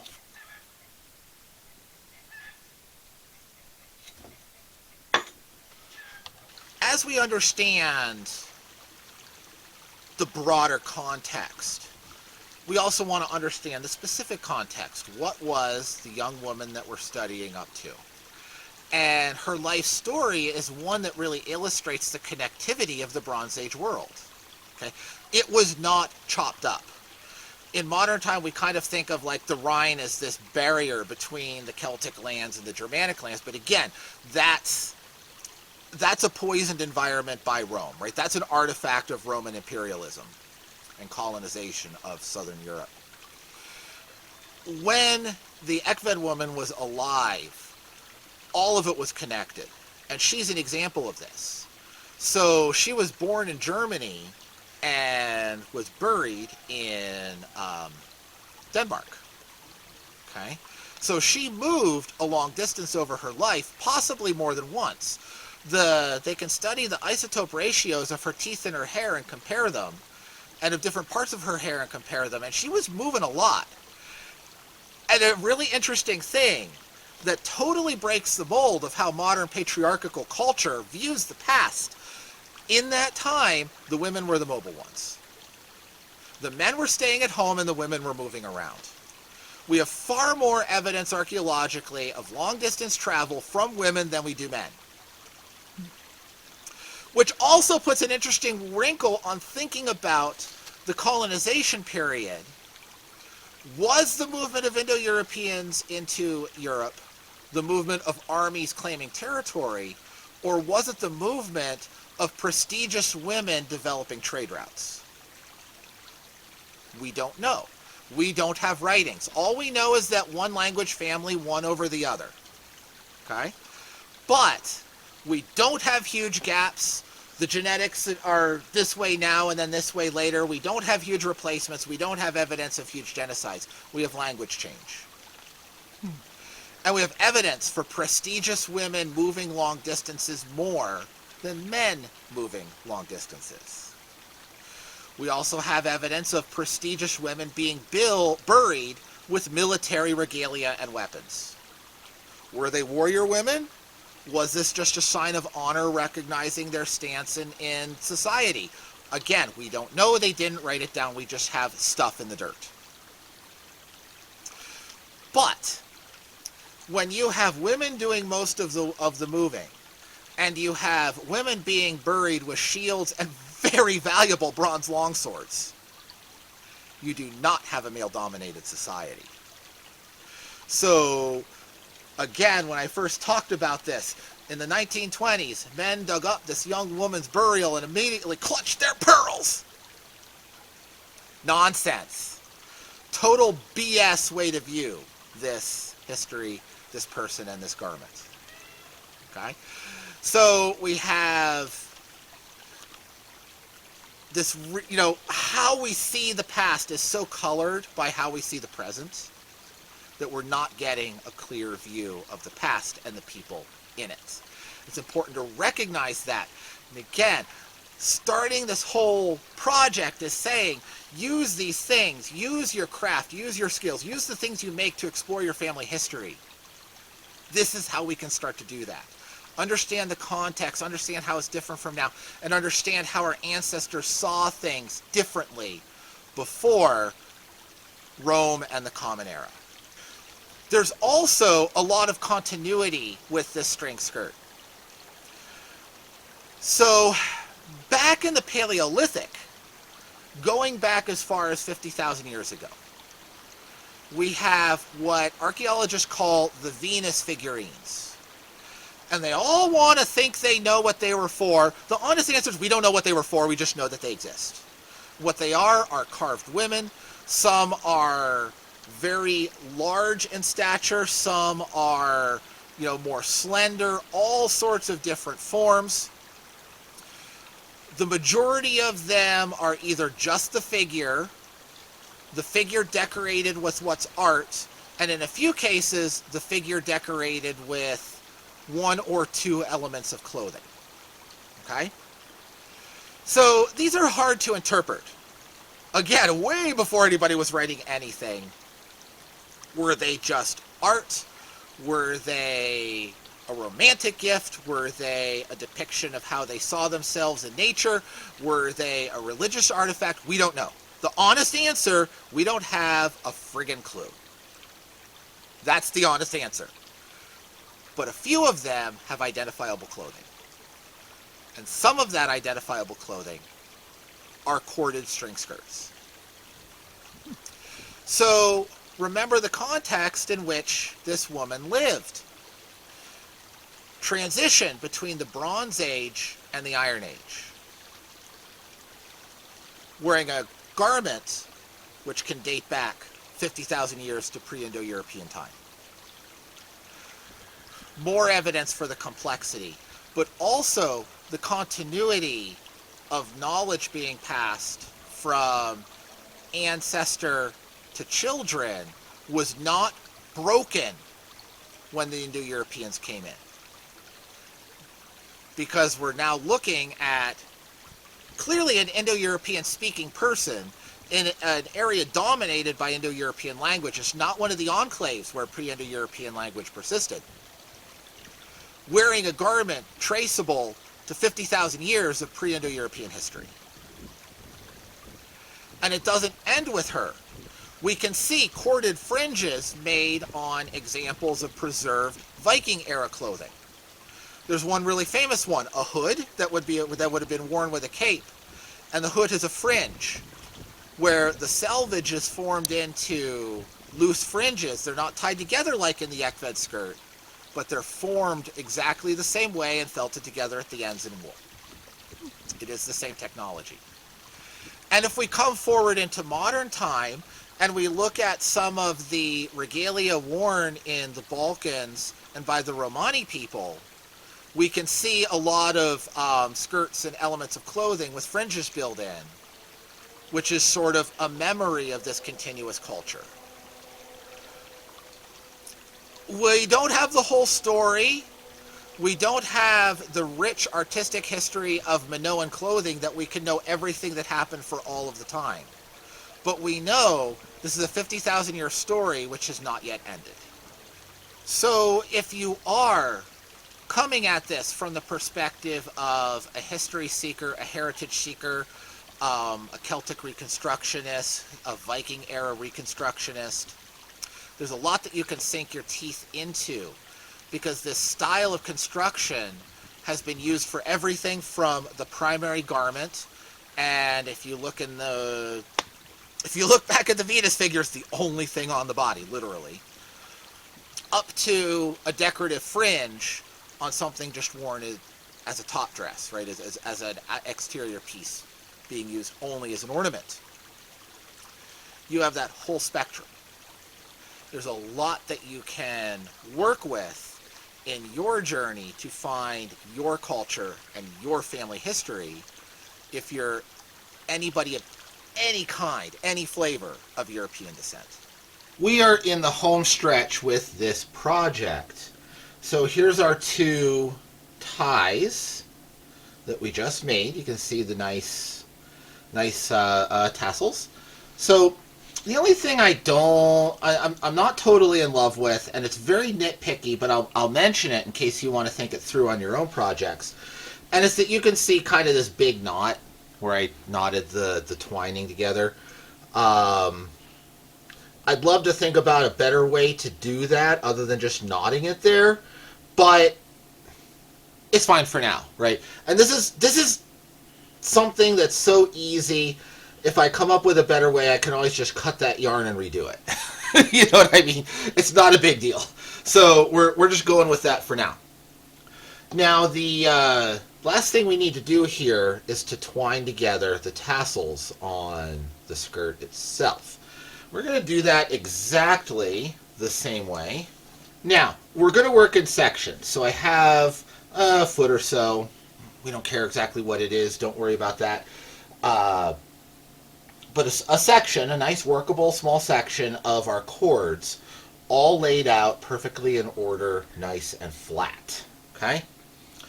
Now, I've had a couple of false starts trying to figure out how to twine or sew these together in a way that they will lay correctly. And the first time I tried to attach them right at the loop end here, and that did not work because there are a few that are a little bit short, or you can see how there's some curvature in some of the yarns. So some of the short ones wanted to rebound. That pulled up the longer ones, and all the beads wanted to lay sideways. Okay? So that didn't work out well. The second time I thought, okay, I'll go right across the top of the beads, but I snubbed them up short the way I did these end tassels. And that worked great for these end tassels.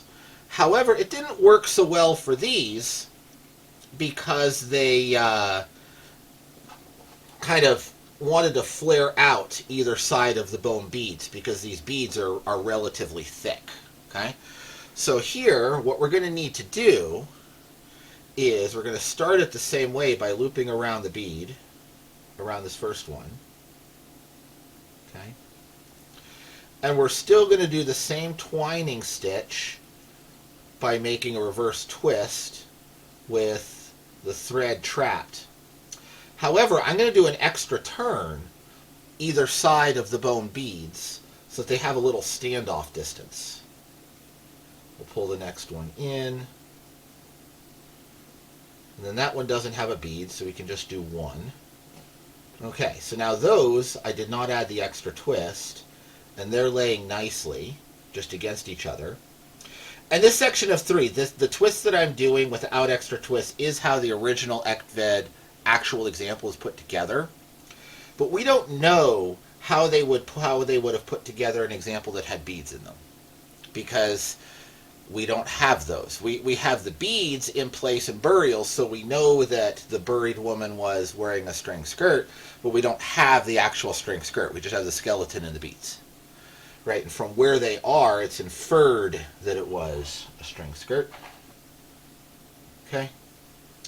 So now we're coming up to a bead, so I'm going to do an extra twist, bring the bead in, then do attachment, extra twist, and then we'll bring in the next piece. Okay, so this one came out a little short, so this one will be right above the little loop. again, before you get too far in, lay it out, make sure that it's organized, that you're bringing this across at a nice level. And even if this wiggles a little bit, the beads will still pull down because they're below the attachment, so they're free to swing in that area. Okay, and it's working nice, but I think I want an extra twist in front of this one, so I'll back off one, take it out, put in the extra twist, and that will change a little bit because the length of the cord that you're leaving behind changes with the thickness of the yarn. So if you're using a homespun yarn like this, some of these might need 2 twists, some might need 3 twists. If you have a real chunky spot, 1 twist might be enough. Okay? So how's it laying? It's laying in nicely. So we can resume. At the end of this first piece of yarn, and you can see what we've done is we've made a twine where every twist of the rope is trapping one of our little dangles. Okay, so now I'm going to go and I'm going to adjust everything. I'm going to take this and just tie a half of an overhand knot there, just so it doesn't come done on me while I am playing with this. So I want to get the belt perfectly even, okay? And we want to look where, you see how some of these are kind of have extra slack in them? I want to take each of those and just kind of adjust it down. You should be able to slide it with care. Okay. And get it to all lay nice and flat. So take the time to mess with it now while you're still in the build process, and we are only one little section of yarn into it. So adjust a couple, straighten it back out. It's like this one is taut and these either side of it are loose, so we'll pull them down.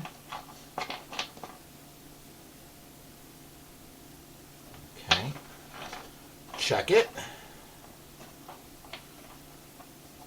That one's pretty good. This one's kind of folded back on itself.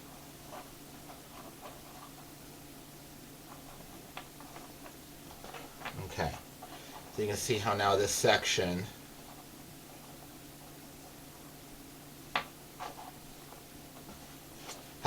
is laying nice and flat just with that little bit of adjustment. So I'm going to go through, adjust the rest of this. Also look at your ends. And if your ends are bunching up too much and pushing each other out of alignment, then you might need to do some extra twists in your yarn. Okay? The right amount of twists is whatever is the right amount of twists, and that's going to vary depending on, if these loops are thicker and your yarn is thinner that you're twining with, then you're going to need more extra twists. If the yarn you're twining with is really thick, right, you could conceivably take like a extra chunky or double up the yarn that's using if you wanted to put a color stripe, right? There's all sorts of, artistic ways that you could go about looking at doing this, and each of those are going to result in slightly different ratios of dangle end to how many twists you need, right? So this is just a fiddle with it until it looks right. So here we are. I just wanted to show you this first section with everything evened out, right? You can see there is some variation in these. It was, oh my gosh, it's hard. It is really hard to keep even length of these tassel-y things when we are working with such an elastic, springy, and crooked yarn, right? It's just a darn devil of a project to try and keep all of those perfectly even. But doing it this way, we can adjust them. The beads will hang straight down, because there's nothing, inhibiting them to try and pull them up sideways, okay? And you can always adjust it and tweak it. And if after wearing it for a while it gets out of alignment, you can still come back and readjust it and tweak it. And if something happens that you really need to go in and cut and adjust in a more profound way, we're only doing one section here, so you would only have to relace these. But considering the profound length of time over which this type of garment was made, it's not unreasonable to assume that there were many, many, many, many variations on the theme.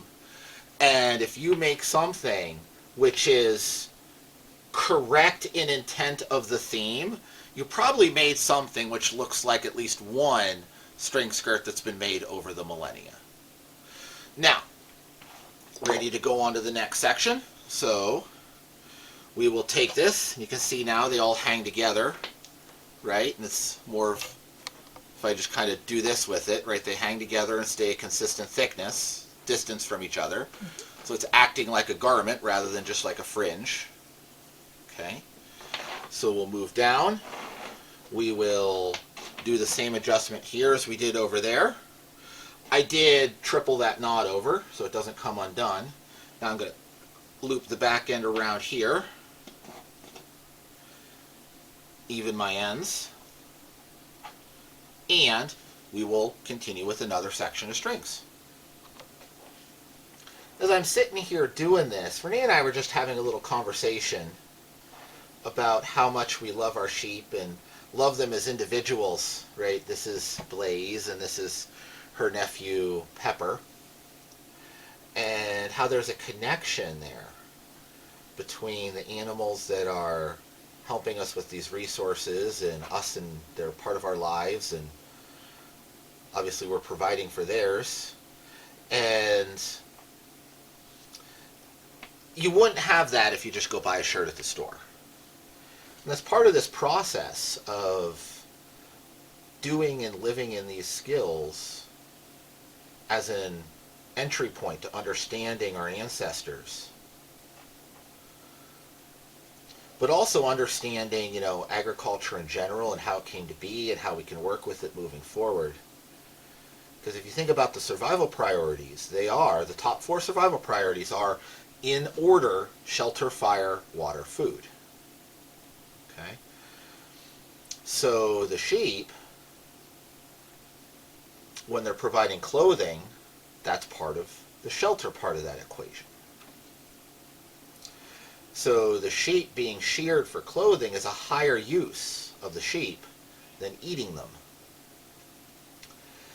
And in almost all traditional agriculture, the animals are raised for something other than meat first, and taking them for meat is either an emergency measure or something went wrong.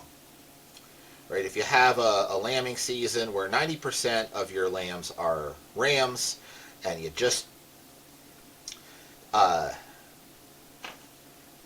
need more milk, so you need to raise more next year, well, that was just kind of one way of having an underproductive, unsuccessful lambing season. You're going to need to eat a few of the surplus.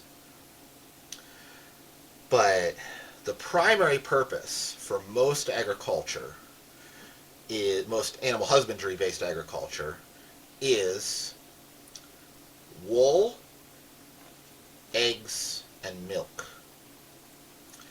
And meat is a byproduct, not the primary purpose. It's what you do when something goes wrong or you have an emergency. You have that meat resource that you can go to. Or something goes wrong, like the chickens are all roosters this year, and, well, darn it, that wasn't what we wanted. Guess we'll have to eat a few so that we have room in the coop for more hens next year, But it's not the primary purpose. Meat being a primary purpose of animal husbandry is very much a modern thing and a result of a capitalistic view of agriculture. It is not traditional. Most of your meat traditionally is hunted. And then your animals are for these other really high value purposes that you can't just get by hunting. Certainly there, I'm don't think I'm saying they never ate their animals. Of course they did. It was part of it, but it's not thing one, But you can really see some of that, how those relationships build and form when you work with these skills and do some of these things for yourself. And yeah, if you know a good fiber artist, you could commission a piece like this, but you'll get a lot more out of it and a lot more understanding through it if you make it yourself.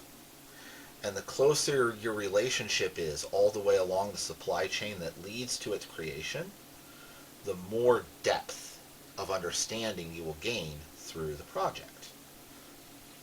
So as I'm sitting here twisting all these little cords together, I just wanted to share that little conversation that we were having and hope that it gives you some food for thought. Well, we just wove all of that during the season that everybody here affectionately calls fall spring. Now we're in second winter, modeling the ultimate in Bronze Age summer comfort. So it is what it is. Let's put the skirt on. Here you go. Navigating around. This wasn't designed to be put on over a parka.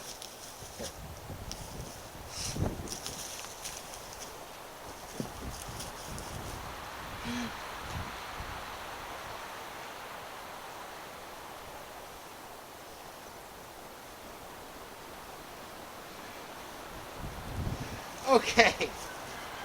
But there you go. So I hope that this was interesting. I hope that you get something out of it and a little bit about the thought process, right? Go into your culture, your family history. Learn that history. Make some things. And you'll discover that as you make things and you're researching these objects, you'll come to understand and appreciate their lives even more. So I hope you've enjoyed this. I hope you've enjoyed this journey. And make something like this. Make it your own. We hope that you like and subscribe to the channel so that you can pick up more projects along with us. Have a blessed day, and we'll see you here next time at Old Ways Rising Farm. Good? Yeah.